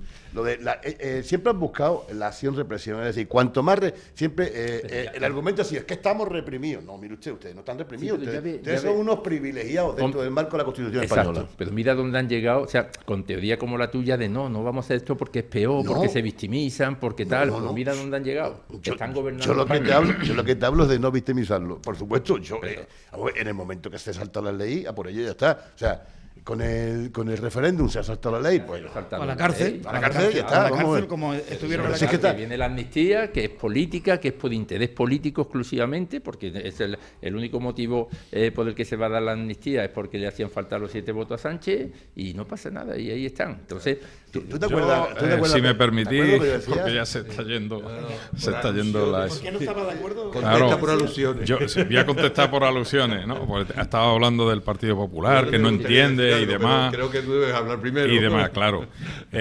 Vamos a ver, mira, el Partido Popular históricamente ha hecho mucho para combatir a ETA en todos los ámbitos. Y me voy a remontar a Aznar. Aznar fue el que promovió que los tribunales, no el Parlamento, que los tribunales declararan ilegal a Batasuna y declararan ilegal a una serie de grupos en torno a Batasuna. Fueron los tribunales quienes lo hicieron, no el Partido Popular, no el Parlamento. Fue a través de Aznar como se hizo que los tribunales declararan ilegal. ¿Y qué es lo que eso? Sí, sí. Carmelo podía ser muy polémico, o sea, que a través de Aznar los tribunales declararon... No. Es lo que te he escuchado. A través de Aznar los tribunales no. Aznar impulsó y llevó a los tribunales y los tribunales declararon la ilegalización de Batasuna, que es distinto. No le dé la vuelta, no le dé la vuelta a mis palabras, no le dé la vuelta. Pero si me deja, yo te he escuchado. Sí, pues, si me deja hablar, termino mi razonamiento. Si me deja hablar, termino mi razonamiento. Fue precisamente Aznar. Y yo no estoy de acuerdo en que sea el Parlamento quien ilegalice a nadie, sino que sea el tercer poder que tenemos en España, en un país libre, que es los tribunales, la justicia quien lo haga, como lo hizo en época de Aznar. Bien, dicho esto, lógicamente, los malos, en este caso los batasunos, y los proetarras, y los etarras incluidos, porque no podemos olvidar que Otegi es un etarra, un terrorista que ha cometido una serie de atentados terroristas. Algunos ha pagado por ello, otros todavía no. Bien, ahora está ahí porque se ha transformado, se ha revestido de otro ámbito. Y está ahí. En el momento en que cometa ese partido o esa persona que cometa una actuación, los tribunales deben hacerlo, no los partidos, no el Parlamento. Perdona, déjame que termine. Los tribunales deben hacerlo. Va por ahí. Bueno, los tribunales deben hacerlo. Y lo que no puede hacerse, y nosotros no está en nuestras manos, ni del Partido Popular ni nada, no puede hacerse que otros partidos digan, oye, qué guapo eres, me voy contigo. Que es lo que ha hecho Pedro Sánchez con Bildu y con todos los partidos que están dentro de Bildu, que es una coalición. Me voy contigo. No. Si tuviera amor propio por sus mismos militantes y simpatizantes que han sido asesinados por esa gente, ni siquiera los saludaba. Ni siquiera. Y no solamente ha hecho. Por eso, a quien hay que afearle las cosas no es a Bildu y al otro, que también, sino hay que afearle lo que está sucediendo en España es a Pedro Sánchez, por haberse ido con quien no debiera de haberse ido. Te doy la palabra para resumir, Rafa. Mira, Batasuna fue ilegalizado, lo que ha dicho Carmelo, que el Partido Popular denunció al partido y lo fundamental fue sacado del marco para poder concurrir a elecciones porque se financiaba, lo demostró la justicia, con dinero proveniente del impuesto revolucionario y con dinero de los secuestros que hacían los etarras, y se demostró que ese dinero iba para el partido, para Herri Batasuna, y fundamentalmente fue ilegalizado por eso, porque se financiaba con dinero del impuesto revolucionario, entre otras orden de cosas, ¿no? Lo intentaron con varios partidos, acordaros que lo intentaron con varios, y de todos ellos salió EH Bildu. Que creo que en origen era Euskal Herria Bildu solamente, que era partido, y de ahí salió Bildu. ¿Por qué? Porque en 8 o 9 intentos fueron tumbados por la justicia. Lo maquillaron de alguna manera, claro, que al final acabaron maquillando hasta entrar. Pero como un partido Sortu, para entrar en Sortu, que es Sortu, junto con un par de partidos más, es lo que hace la coalición que se llama Bildu. Pero en definitiva, este partido es la Herri Batasuna de antes. Esos partidos están sobrerepresentados. Quiero decir, por el tema de la circunscripción única. Por eso, Rafa, eso no se tenía lo que habría que cambiar la ley electoral. Con la ley electoral acaba con el golpismo catalán y con los proetarras. Simplemente cambiando la ley electoral. Ya no tendrían opciones ninguna. No entrarían nunca en el Parlamento. Jamás. Pero ¿había quien hace eso? Pues eso se puede hacer. Debería haberse hecho. Eso se puede hacer siempre y cuando el Partido Socialista quiera. Pues eso se hace mañana mismo. Eso se puede hacer siempre y cuando el Partido Socialista quiera. Pero el problema es que el Partido Socialista no quiere. Porque hubo un proyecto de ley, cuando estaba gobernando Mariano Rajoy, un proyecto de ley para modificar la ley electoral y la ley en la que el ganador, el partido que sacaba más votos era el que gobernaba, etcétera, etcétera. Y no se puso en marcha, no se debatió, precisamente porque el Partido Socialista no quiso. Bueno, para las municipales. Para las municipales, sí. No, que a mí también me gusta. ¿Tú has hablado de Manolo? Sí. No, a mí con respecto a todo esto, vamos a ver. El cambio de la ley electoral, pues sí, pero cuidado, cuidado. Porque, por ejemplo, aquí ocurre que cada voto andaluz, o sea, para sacar un diputado aquí en Andalucía, pues hay que sacar mucho más votos que en el País Vasco, por ejemplo, ¿no? Y eso es lo que, obviamente, sí habría que cambiar, ¿no? Pero desde un punto de vista democrático hay que tener muchísimo cuidado con hacer una inquisición política, muchísimo, ¿no? Porque se hace aquí para hacer un partido, vamos a hablar de aspectos formales, se hacen unos estatutos, se pone una declaración ideológica y si cumplen las leyes y punto. Que en España, sobre todo en Andalucía también los hay, aunque son muy pocos, ¿no? Independentistas los hay, y sobre todo en Cataluña y en el País Vasco, indudablemente también en Galicia. Pero no se les puede, digamos, buscar las vueltas para evitar que su voz esté, o prohibir incluso eso. Es decir, forman parte de la sociedad y no podemos coger y decirle que no pueden hacer eso, ¿no? Porque entonces, cuidado, tenemos una constitución que ha dicho que esto es una monarquía parlamentaria, y en España también mucha gente republicana. Y supongamos que de repente hay un partido que empieza a crecer, que sea claramente republicano y que entre sus objetivos fundamentales sea el cambio de sistema que tenemos aquí, el sistema de gobierno. Es decir, cambiar la monarquía parlamentaria por una república. ¿Que se va a cambiar también la ley para evitar? No, señor, eso no podemos hacerlo. Lo que sí tiene que hacerse es, ni más ni menos, es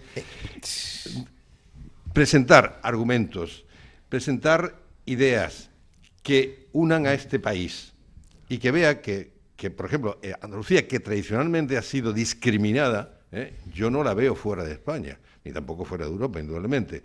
Pero entonces lo que hay que buscar son los mecanismos que sintamos que pueda haber un país donde podamos todo el mundo convivir en igualdad de circunstancias, en igualdad de condiciones. Y no como ha ocurrido, que se ha beneficiado normalmente a País Vasco y a Cataluña, y esto ha salido. Por eso cuando yo veo las cifras del paro, por ejemplo, siempre digo lo mismo, ¿no? Digo, sí, dice que en España hay 3 millones, bueno, sí, pero es que un tercio es andaluz. Es decir, entonces, y aquí siempre los partidos centralistas, los partidos centralistas siempre están hablando de la media española. Y yo siempre digo lo mismo. Bueno, es que con la media española hay una falsedad. La media, que es una medida estadística, es muy engañosa, porque no te dice la diversidad que hay después dentro de una muestra.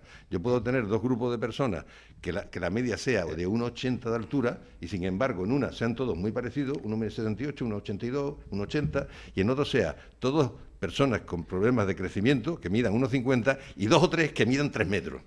Y la media es la misma, ¿vale? Entonces, lo que hay que buscar son los mecanismos, que haya una convergencia y que se vea lo positivo que es que estemos todo el mundo unidos. Y eso no se busca por una política, por cierto, centralista, ¿eh? Eso se busca porque efectivamente se busque esa manera de equilibrio, que no lo está haciendo indudablemente Pedro Sánchez, porque lo que está haciendo continuamente es favoreciendo a aquellos territorios en los cuales los partidos les interesa.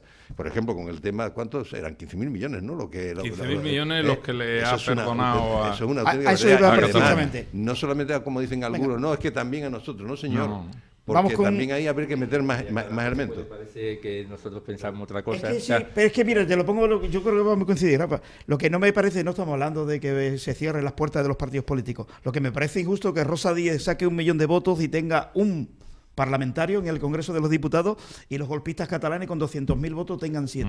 Eso no pasa el Partido Andalucista. Eso no pasa el Partido Andalucista. Eso es lo que yo considero injusto. Y eso es lo que estoy diciendo. A eso es lo que habría que cambiar. Los andalucistas no ha pasado tradicionalmente eso. Oye, que los golpistas catalanes, si quieren conseguir más, que presenten listas aquí también en Huelva, en Aracena, claro. En Badajoz, en Cáceres, que se presente en toda España. Única, oye, y está ahí, punto. Circunscripción única para eso. Pero es que tiene muchas ventajas. Una combinación. Tienen una ventaja brutal. Hay muchas maneras. Bueno, que... De todas maneras, hombre, yo sí quería decir que el estado de las autonomías precisamente no ha favorecido la igualdad, ¿eh? Ahora mismo tenemos, lo digo porque el otro día estuve viendo el tema, pues la inversión, por ejemplo, en sanidad. En Andalucía son 1.600 euros por habitante al año. En Asturias, por ejemplo, son 2.300. Hay 6 comunidades que pasan de los 2.000. Hay otras 6, o sea, 12 en total que pasan de 1.900 y nosotros estamos en 1.600. Y luego la gestión, porque resulta que Madrid invierte todavía menos que Andalucía y, sin embargo, las que presentan las mejores cifras. Que sea la culpa, por ejemplo, a un instrumento médico por la mala utilización. Las autonomías, cuando yo mira, todos los datos que tú quieras, la autonomía genera diferencia y enfrentamiento. Estamos hablando. Tú recorres la península y notarás inmediatamente que las necesidades, los elementos culturales de distintas zonas de España son diferentes, pero nada más que hablando de necesidades, ve que las necesidades son muy diferentes. Yo fui a Mallorca, que es un pueblo de Valladolid, y tuve que pasar por esa España vaciada que se le llama ahora. En definitiva, deshabitada, ¿no? Las necesidades que tiene allí no tienen nada que ver con las nuestras, indudablemente. Y la autonomía... Y los costes, y los costes. Y los costes, exactamente. La autonomía sirven precisamente para eso. Porque además también es bueno... ¿Para qué? ¿Para igualar? Sí, se utiliza bien, claro está. Porque ese es el tema, es decir, que no se ha utilizado adecuadamente. Porque tradicionalmente el título octavo, en el cual, los andalucistas nos oponíamos a él, veíamos que efectivamente era un peligro en cuanto al tema de la posibilidad de desigualdades territoriales, el título octavo de la Constitución. Y nosotros decíamos sí a la Constitución, porque era un momento importante que había que cambiar un régimen dictatorial por uno ya, aunque fuera con una monarquía parlamentaria, y dijimos que sí, pero haciendo la objeción de que el título octavo indudablemente no. Y eso se hizo en su momento, lo mismo que, por ejemplo, de castellano. ¿Tú sabes por qué viene lengua castellana en lugar de lengua española? En la Constitución, porque fue una concesión de Alfonso Guerra a Pujol. ¿Y por qué? Pues porque le interesaba, porque no querían borrar de Cataluña todo rastro del español. Con lo cual, eso incluso a nosotros nos perjudica, porque si se pone lengua castellana, todos los andaluces hablamos más. Así claro, sobre marcha. No tenemos la norma castellana, mientras que el español, sin embargo, sí, porque la nuestra es una modalidad del español. Bueno, vamos con Andalucía, un poquito de Andalucía. Venga. Pues se van a presentar los presupuestos generales del Estado. Imagino que esperáis muy poco para Huelva, Carmelo. Nota de prensa, organizaciones agrarias insta al Gobierno central a complementar las actuaciones de la Junta de Andalucía para dotar al campo nubense de las infraestructuras que palien la grave sequía. Agradece la rapidez de la Consejería de Agricultura en recibir a las entidades y su compromiso de agilizar las obras hidráulicas en la provincia. Pero queda lo importante, las inversiones del Gobierno central, Carmelo, que han de llegar a través de los presupuestos generales del Estado. ¿Confiáis en Sánchez en que tire algo para acá? En absoluto, no, O sea, confiamos nada, en nada, confiamos en cero. ¿Y por qué digo esto? Pues porque en 5 años que lleva Pedro Sánchez gobernando España, no ha hecho ni una sola obra de infraestructura en la provincia de Huelva. No se puede decir que esta obra la ha hecho Pedro Sánchez o el Gobierno central, absolutamente nada. En los presupuestos que ha habido hasta ahora aparecía poco, tan poco que muchas veces nos daba hasta vergüenza decir que para Huelva venía tanto. Pero lo peor de todo es que lo poco que venía puesto en el presupuesto, luego no lo ejecutaban. Y al no ejecutarse, ese dinero se pierde. Entonces, me pregunta, ¿para el año 2024 crees que va a haber una inversión importante para la provincia de Huelva? Una inversión que se necesita, no voy a decir ni siquiera importante, una inversión que se necesita, como por ejemplo en materia hidráulica. Pues yo no espero que venga ninguna inversión. ¿Y por qué?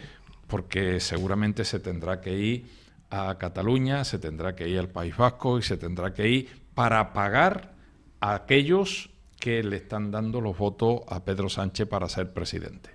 Llevamos un año esperando que empiecen las obras del túnel de San Silvestre, como aquí dijimos en la tertulia, desde enero del año 23, el año que acabó. Ha pasado un año. Todavía no hay una grúa ni una palera allí. Nada. Un año. No sé si tendré, cuando termine el año 2024, tendré que decir lo mismo. Señores, pero esas obras y ese dinero que iba... Con el tema de Doñana, también. Es que me parece... Tampoco se ha hecho nada. Sí, una no se ha hecho absolutamente una tomadura nada. de pelo, me parece ya... Una gran tomadura de pelo. Yo muchas veces... El tema de Doñana está del año 95, recordarlo. Yo muchas veces Está de antes, digo, pero bueno. Oye, ¿qué le hemos hecho la provincia de Huelva al Partido Socialista? En este caso ahora a Pedro Sánchez. ¿Qué le hemos hecho? ¿Qué le hemos hecho? ¿Qué mal le hemos hecho? Y me pongo a reflexionar y digo, no, todo lo contrario. Lo que le hemos hecho es votarlo una y otra vez, una y otra vez. La provincia, en toda España se decía, la provincia más socialista era Huelva y Sevilla. Y lo que le hemos hecho es darle los votos.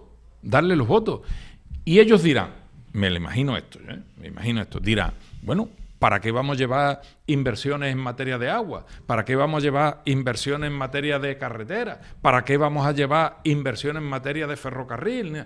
Si al final nos va a votar, que es lo que nos interesa, fuera.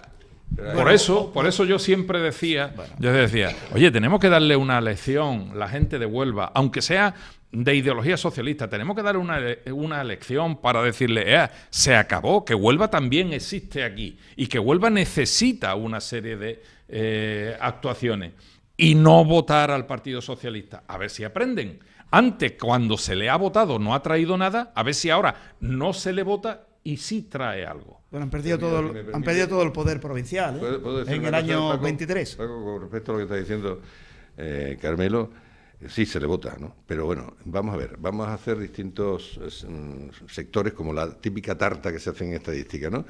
De la población, de la sociedad, ¿no?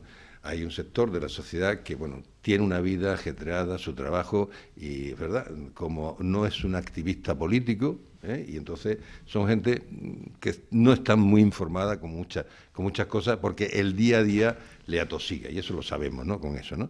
Después hay un pequeño grupo de gente que nos interesa la política, aunque no estemos ejerciéndola, o a lo mejor hemos ejercido previamente, ¿no?, pero que nos interesa mucho, ¿no? Y después están los políticos, pero los políticos, sobre todo los políticos y gente que tenemos ya un poquito de, digamos, de papel social, en el sentido de los medios que estamos, gracias que estoy aquí, por ejemplo, ¿no? Pues hay una cosa que es la abdicación, es decir, y ahora ya sí me voy a referir exclusivamente a lo que son los cargos y los militantes socialistas. Han abdicado con Pedro Sánchez y con ese abandono de la provincia ya ancestral que tenemos. Han abdicado. Es decir, que ellos se callan, es decir, siempre por una defensa del partido a nivel global, pues abdican y no reclaman. Cuando yo difiero en eso, Sí, tú reclamas. Sí, yo creo que sí reclama. Reclama me lo dices. Su sueldo, bueno. su parte del pastel, eso su es, cargo. Eso es, que digo que no reclaman, digamos, para Huelva. Para Huelva. Yo recuerdo, y con esto sí acabó, cuando hubo el cambio, ¿no?, de la dictadura, los delegados que había de educación, de cultura, etcétera, tú ibas a los delegados para cualquier tema que fuera de su competencia y no es por nada. Los tíos reclamaban en Sevilla o en Madrid diciendo esto para Huelva y de tal. ¿En qué se han convertido los distintos delegados que hay, tanto del gobierno central y como eso, en puros funcionarios? Fueron funcionarios durante muchísimo tiempo, ¿no? Y lo mismo pasa con los alcaldes como tenido.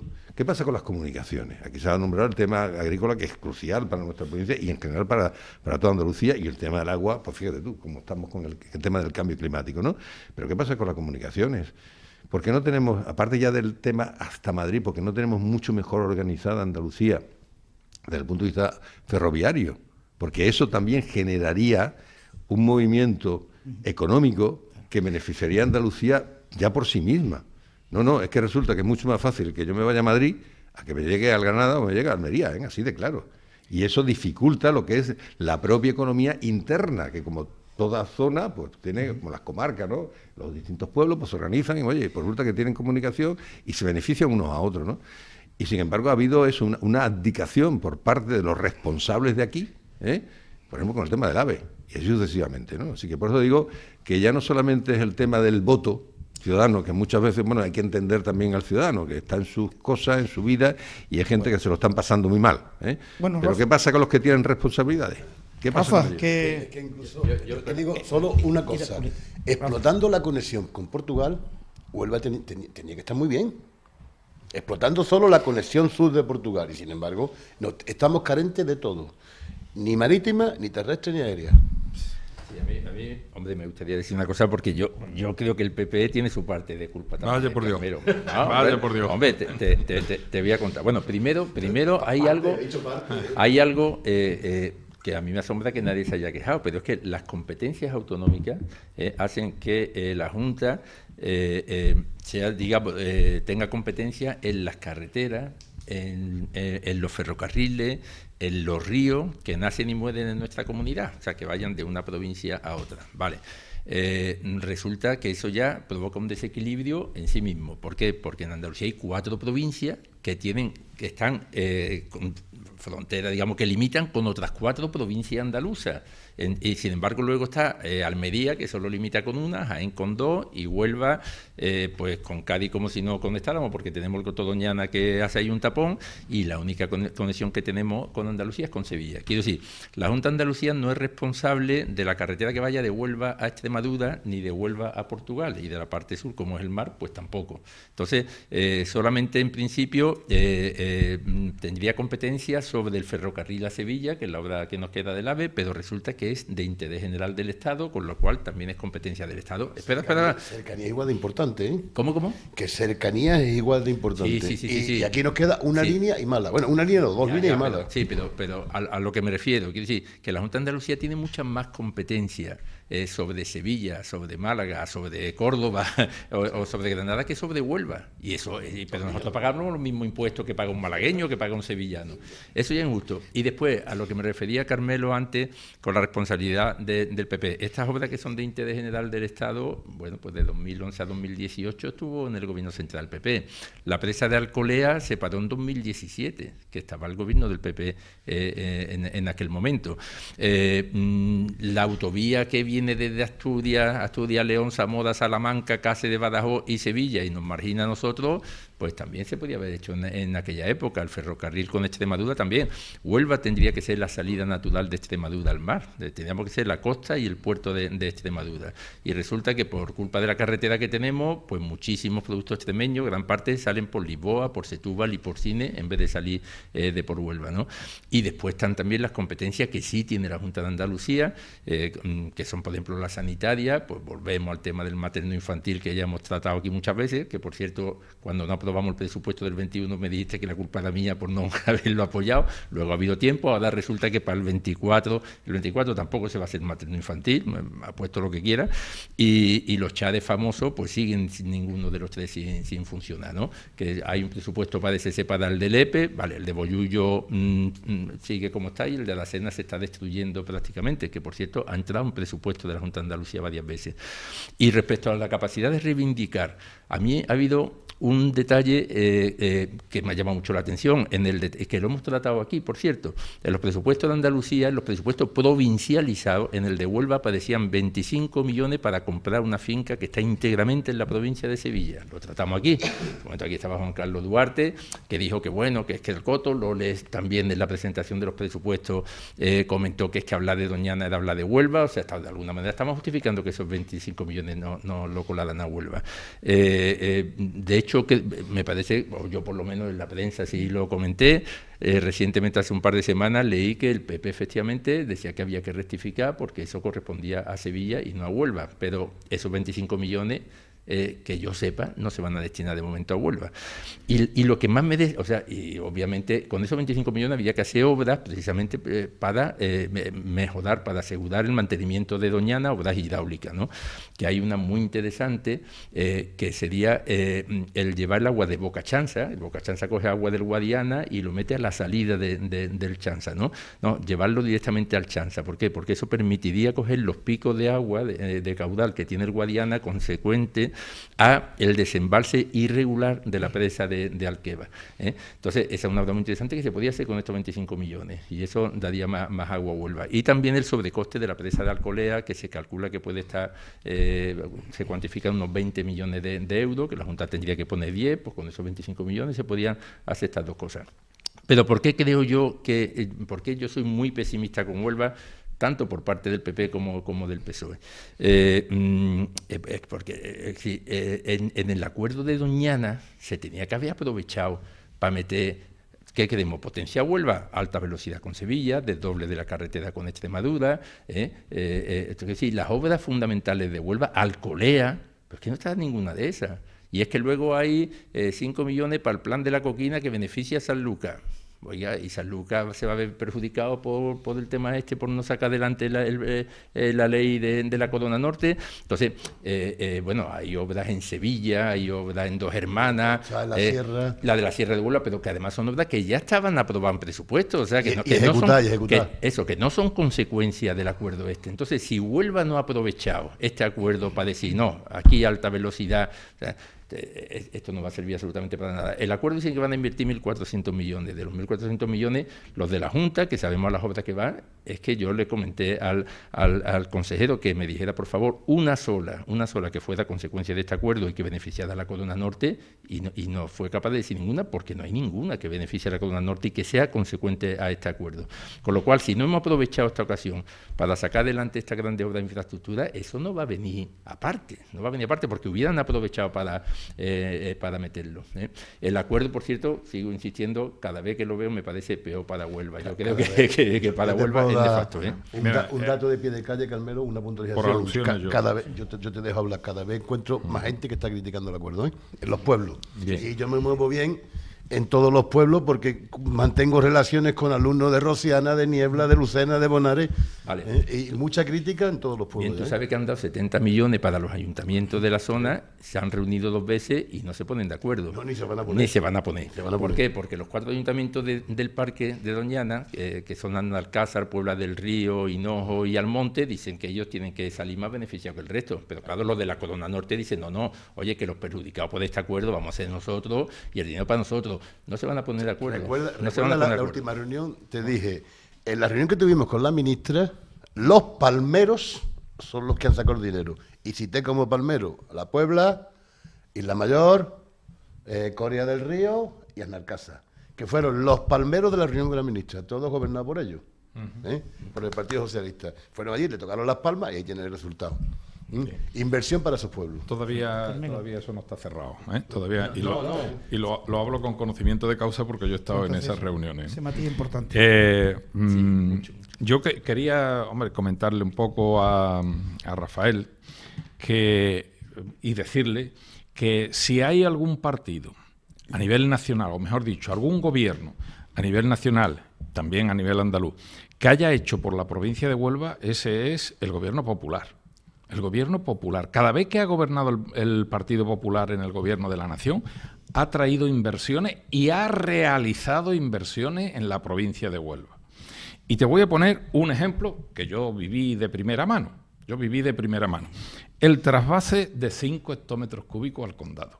Digo, yo viví de primera mano porque yo tuve que trabajar en el Congreso de los Diputados y ante los ministerios para traer el último papelito que ponía en marcha esas obras, y las obras ya es una realidad. Y también he tenido el trasvase al condado de 5 hectómetros cúbicos. Que hablaba de 20 hectómetros cúbicos, que se trasladó 5 te voy a ilustrar. Te voy a ilustrar nuevamente. Te voy a ilustrar si me dejas hablar. Vamos, si me dejas hablar. Te dejo si que no, hable, pues ya pero no, eso no es ilustrarme porque eso. conozco el tema. Pero vamos, pues yo te ilustro. Y probablemente ilustre yo mucha te gente. ilustro porque lo realicé y viví de primera mano. Magnífico. De primera mano, siendo, entre comillas, protagonista allí en Madrid y también por esta zona. Bien, ese fue 5 hectómetros cúbicos, de los cuales parte de esos 5 hectómetros cúbicos, una vez que se realizó la obra, están regando muchos agricultores. Y también otra parte están bebiendo mucha población 5,1 de población de la zona. Bien, y después me tocó negociar la ley del trasvase, que la ley del trasvase se aprobó en el año 2018, cuando ya estaba gobernando Pedro Sánchez. Me acuerdo que con la que era alcaldesa de Cartaya y demás estuvimos gobernando eso. Bueno, a lo que iba. La ley del trasvase, que por cierto no se ha puesto en marcha. No se ha puesto en marcha absolutamente nada. ¿Se puede decir por qué no se ha puesto en marcha?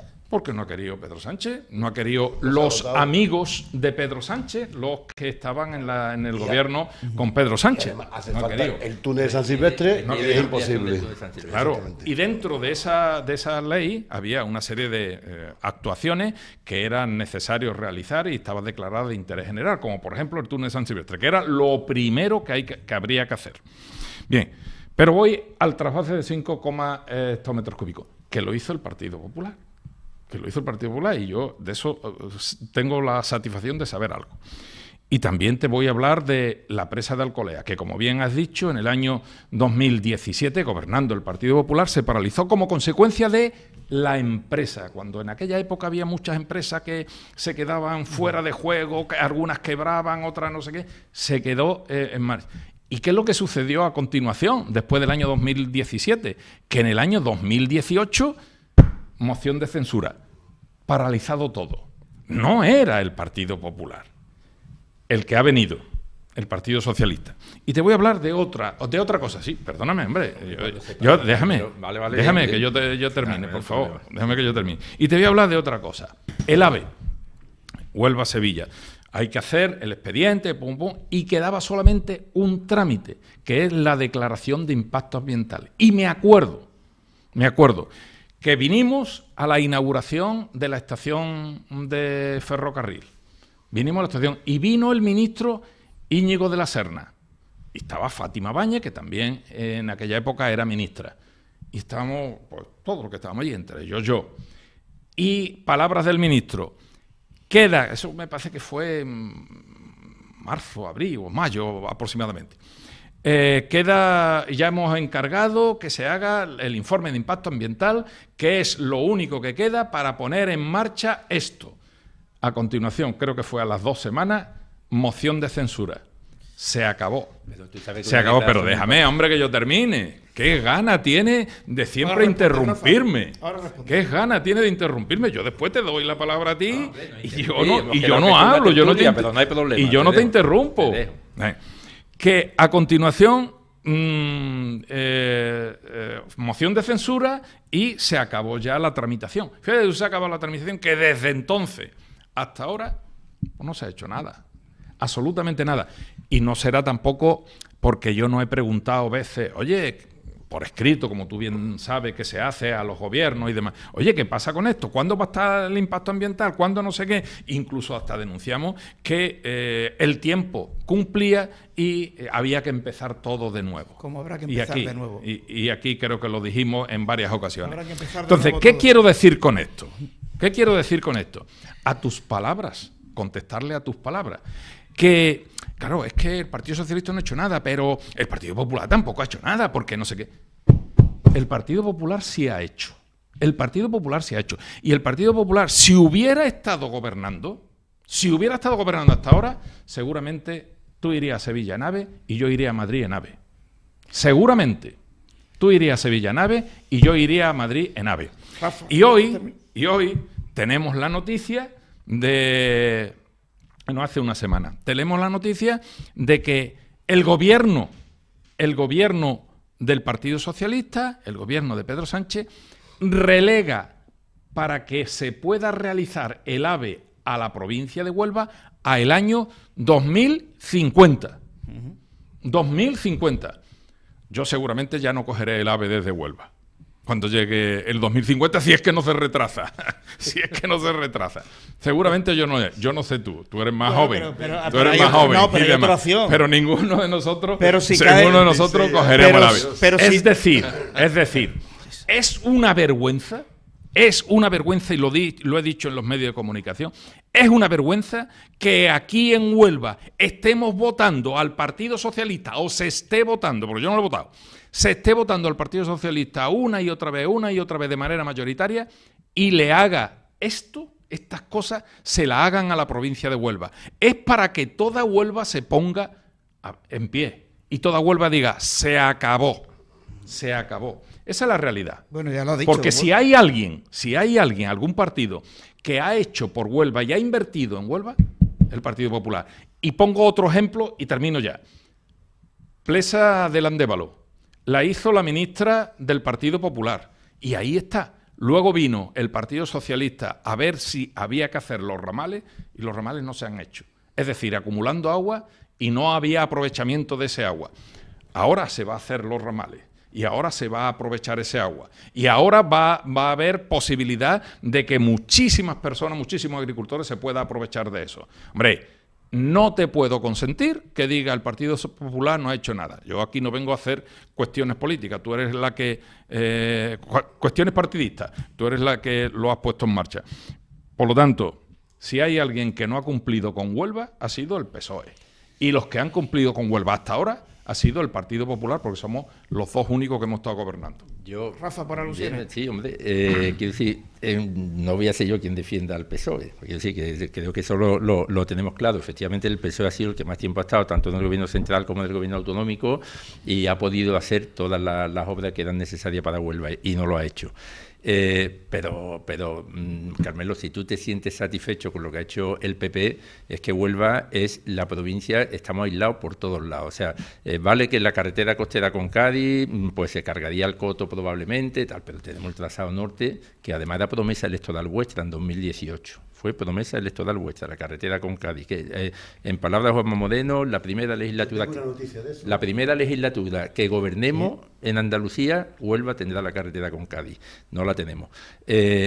También se pudo hacer. Es que es increíble que haya una autovía que vaya de Asturias a León, de León a Zamora, Salamanca, Cáceres, Badajoz, y nos deje a Huelva. Sí, es que es triste, porque además precisamente hombre, no es para tomarse la broma, porque precisamente el trazado de Badajoz a Huelva es el más interesante, porque es el que convertiría a Huelva en puerto y costa de Extremadura, es que sería el que más dinero generaría de toda la autovía, y es el único que falta. Igual que de Gerón a Huelva, todas las provincias costeras están unidas por carretera, menos Huelva. Y Huelva, tiene un aeropuerto que además hubo un proyecto privado, que tú lo conoces, es la única provincia costera de España con Lugo que no tiene aeropuerto. ¿Entiendes? El ferrocarril con Badajoz, pues vamos, da pena. Y el de Sevilla, que tarda 90 minutos en recorrer 90 kilómetros, o sea que hace una media de 60 kilómetros hora, pues ya me dirá. Entonces, el PP sí ha podido hacer mucho más por Huelva. Yo creo que sí. Yo no te digo que haya hecho lo mismo que el PSOE, no te digo que no haya hecho nada, pero que ha hecho muy poco. Y yo lo sigo viendo en los presupuestos de Andalucía, y ya digo, el pacto este que se ha llegado, que Juanma Moreno está contentísimo con el acuerdo de Doñana, a mí lo que me aventura es un desastre para Huelva. Lo que me vaticina un desastre para Huelva. Opinión, pero es si una opinión que yo respeto. Hombre, te lo agradezco.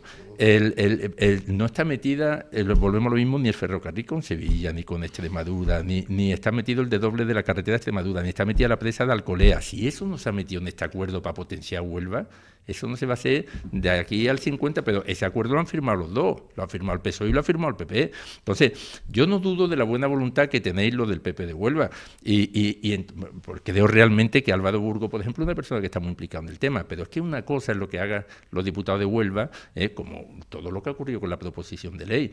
Claro que yo estoy seguro que Manuel Andrés estaba a favor de la proposición de ley, y Lole y Álvaro Burgo y demás, pero desde el gobierno de la Junta han sabido en todo momento que eso no se iba a firmar. Sí, no tienen más que ver, porque efectivamente, lo que estábamos diciendo antes, la diferencia con Pedro Sánchez. Pedro Sánchez miente, o sea, dice la mentira y tal.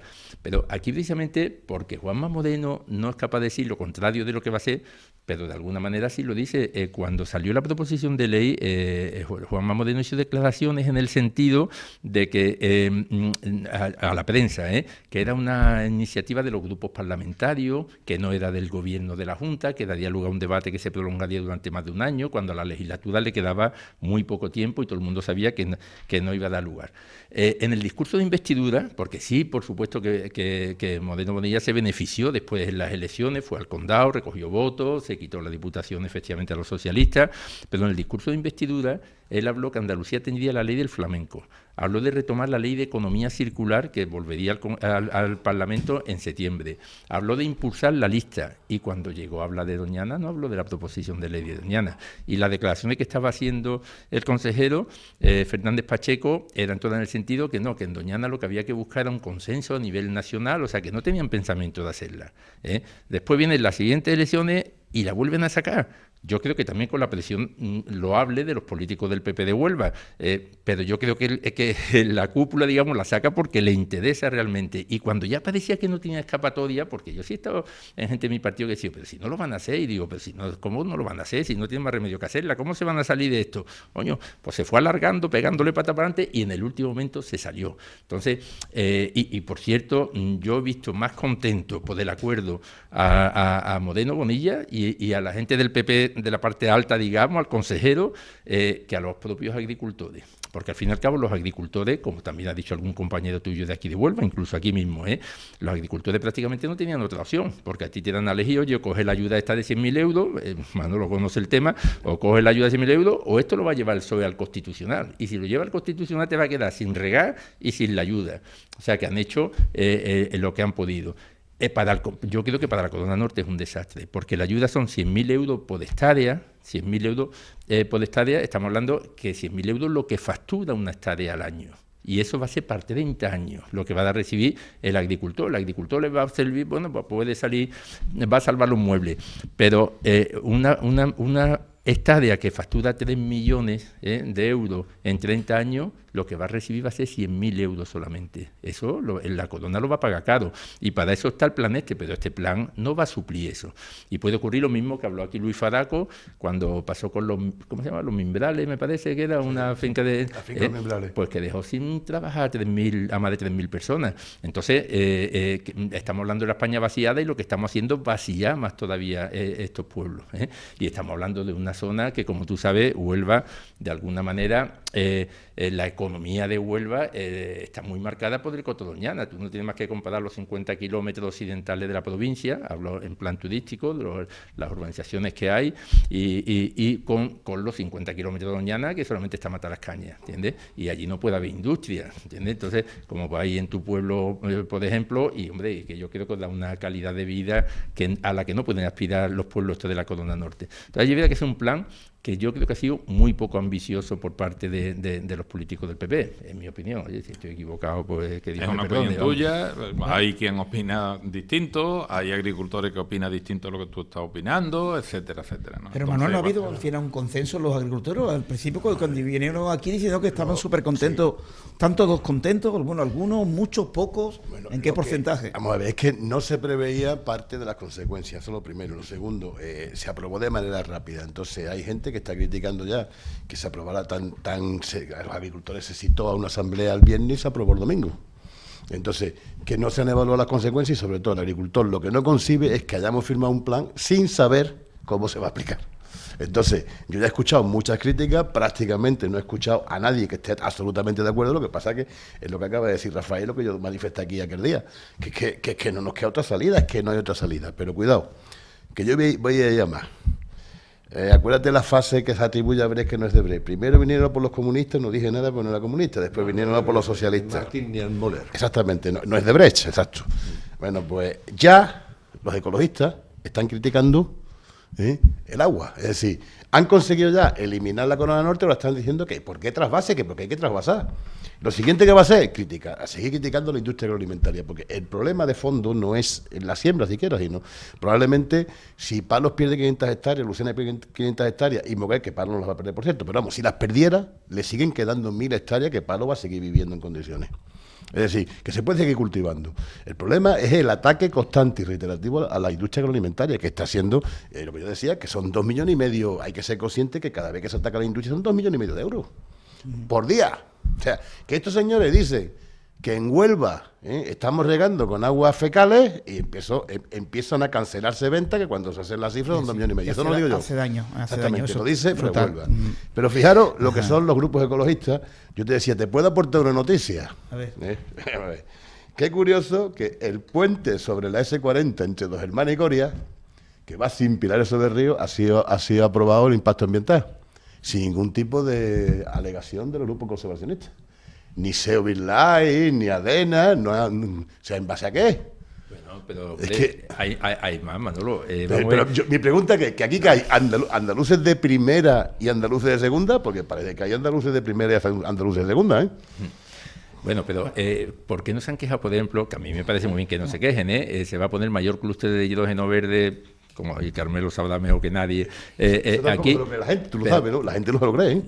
Los agricultores dicen que es mentira. Bueno, pero en cualquier caso, eso requeriría utilizar entre 4 o 6 hectómetros cúbicos, que es más de lo que requerían las 750 hectáreas que se pensaba legalizar la Corona Norte. Eso lo tenemos, ¿eh? En la presa de Bea, ¿no? Pero claro, pero si lo tenemos, no, pero si en Huelva no hay problema. En Huelva lo que falta son obras hidráulicas. O sea, en Huelva hay problema porque no hay obras hidráulicas. Si tuviéramos Alcolea, ahora mismo no teníamos problema de agua ninguna. O si tuviéramos el desdoble túnel San Silvestre.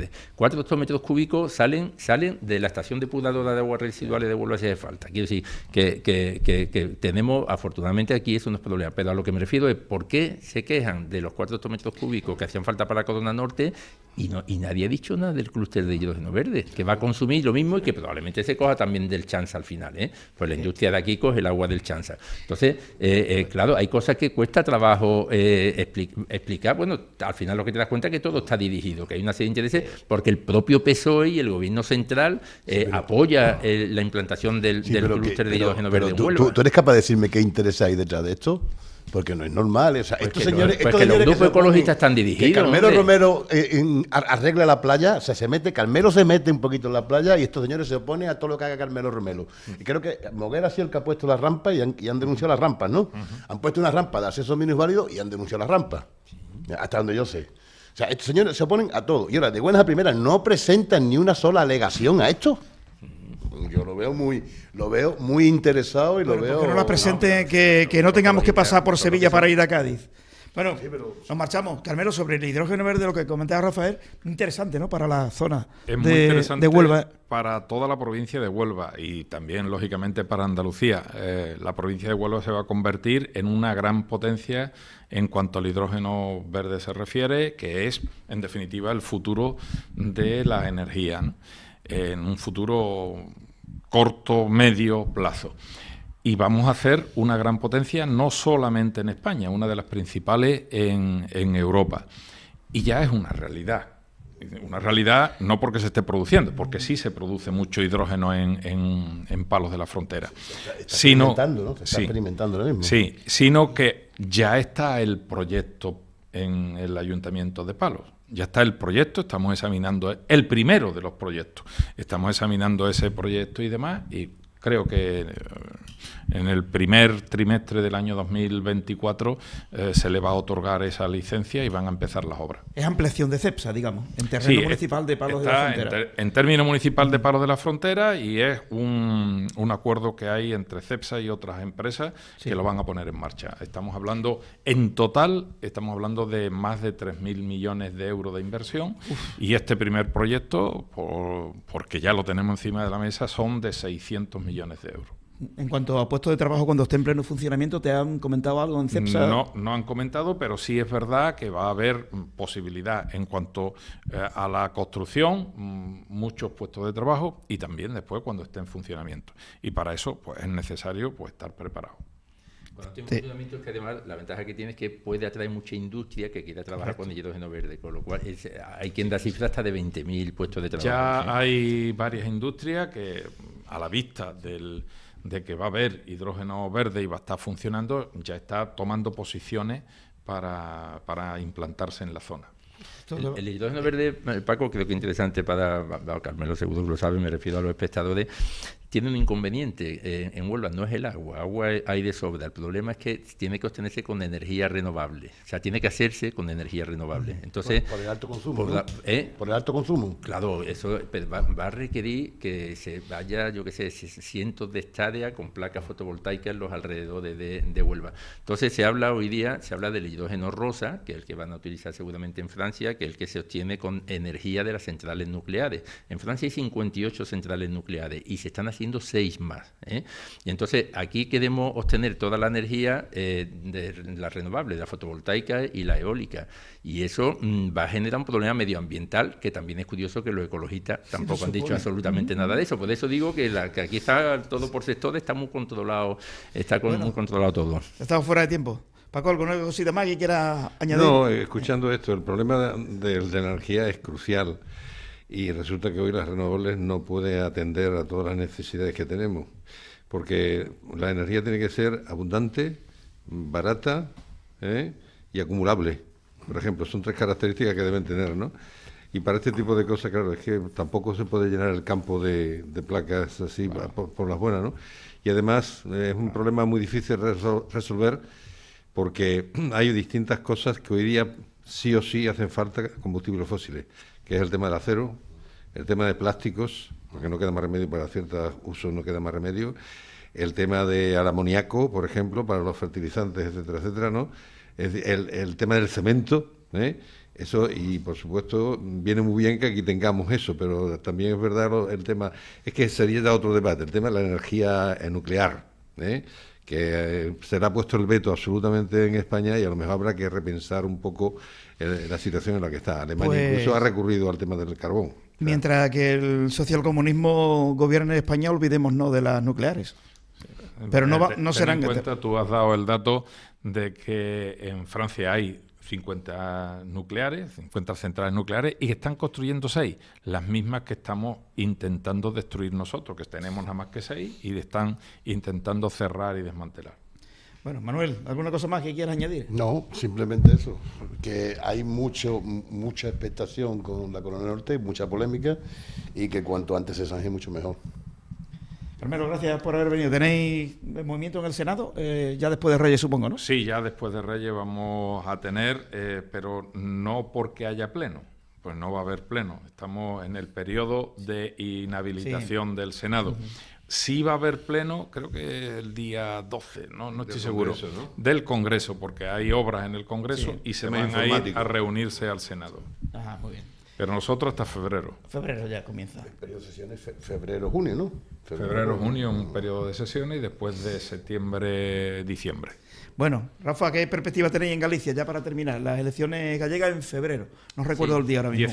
18 de febrero. Bueno, Galicia es el feudo tradicional del Partido Popular, pero bueno, nosotros vamos a por todas, ¿no? Siempre creemos que hay diferencias claras y cada vez son más nítidas entre el Partido Popular y nosotros, ¿no? Sobre todo el Partido Popular es un firme defensor de la Agenda 2030, como ya comentó el consejero recientemente.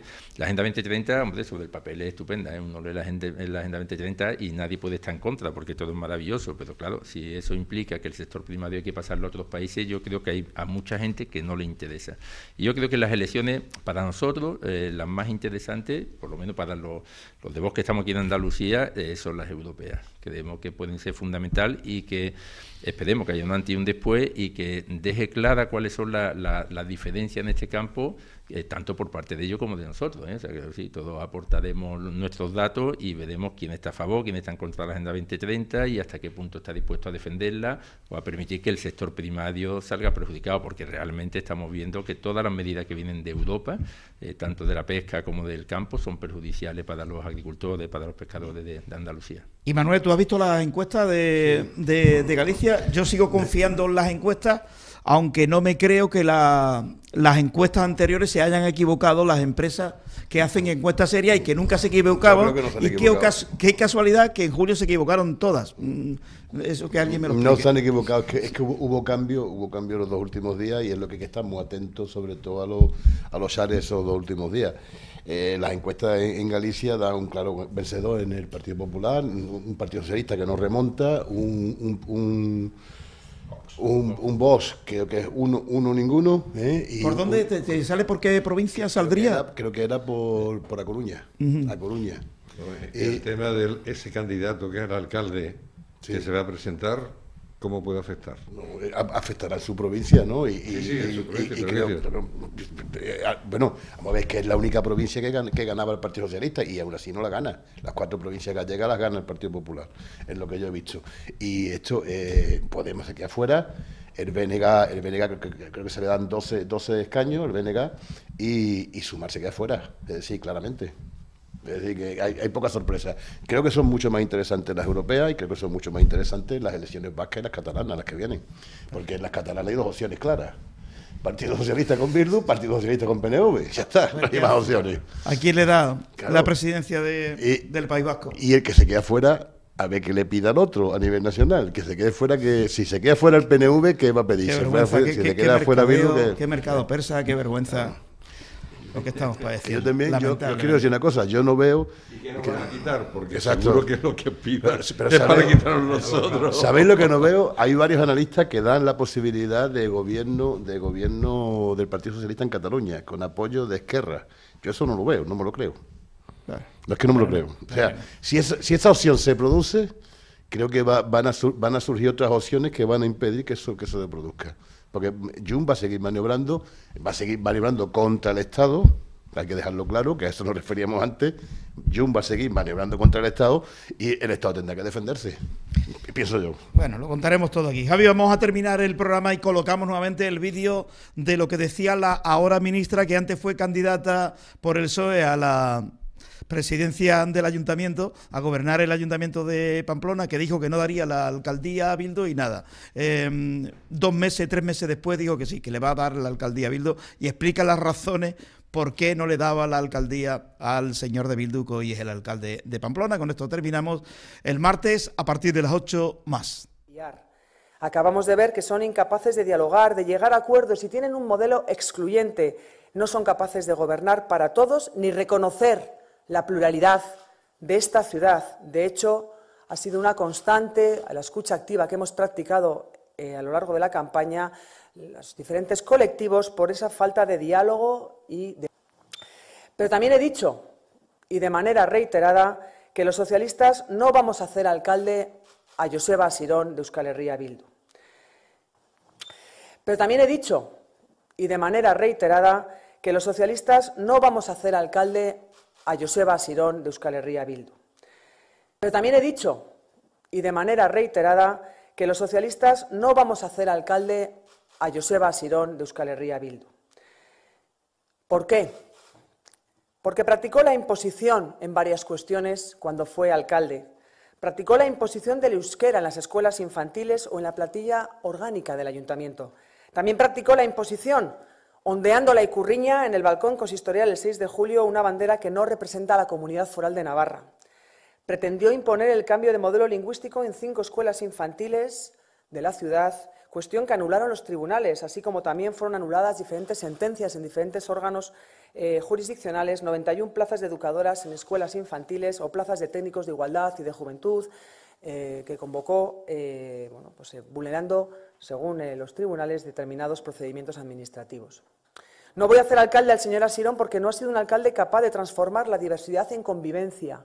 Por lo que acontece en Curia, el 7 de julio, por lo que aconteció en el Marqués de Rozalejo en 2018, porque no fue capaz de mantener un gobierno de coalición actuando de manera unilateral en todo el proceso de amabilización de la ciudad, en contra de diferentes colectivos, que concluyó expulsando del gobierno municipal a sus socios, Aranzadi e Izquierda Esquerra.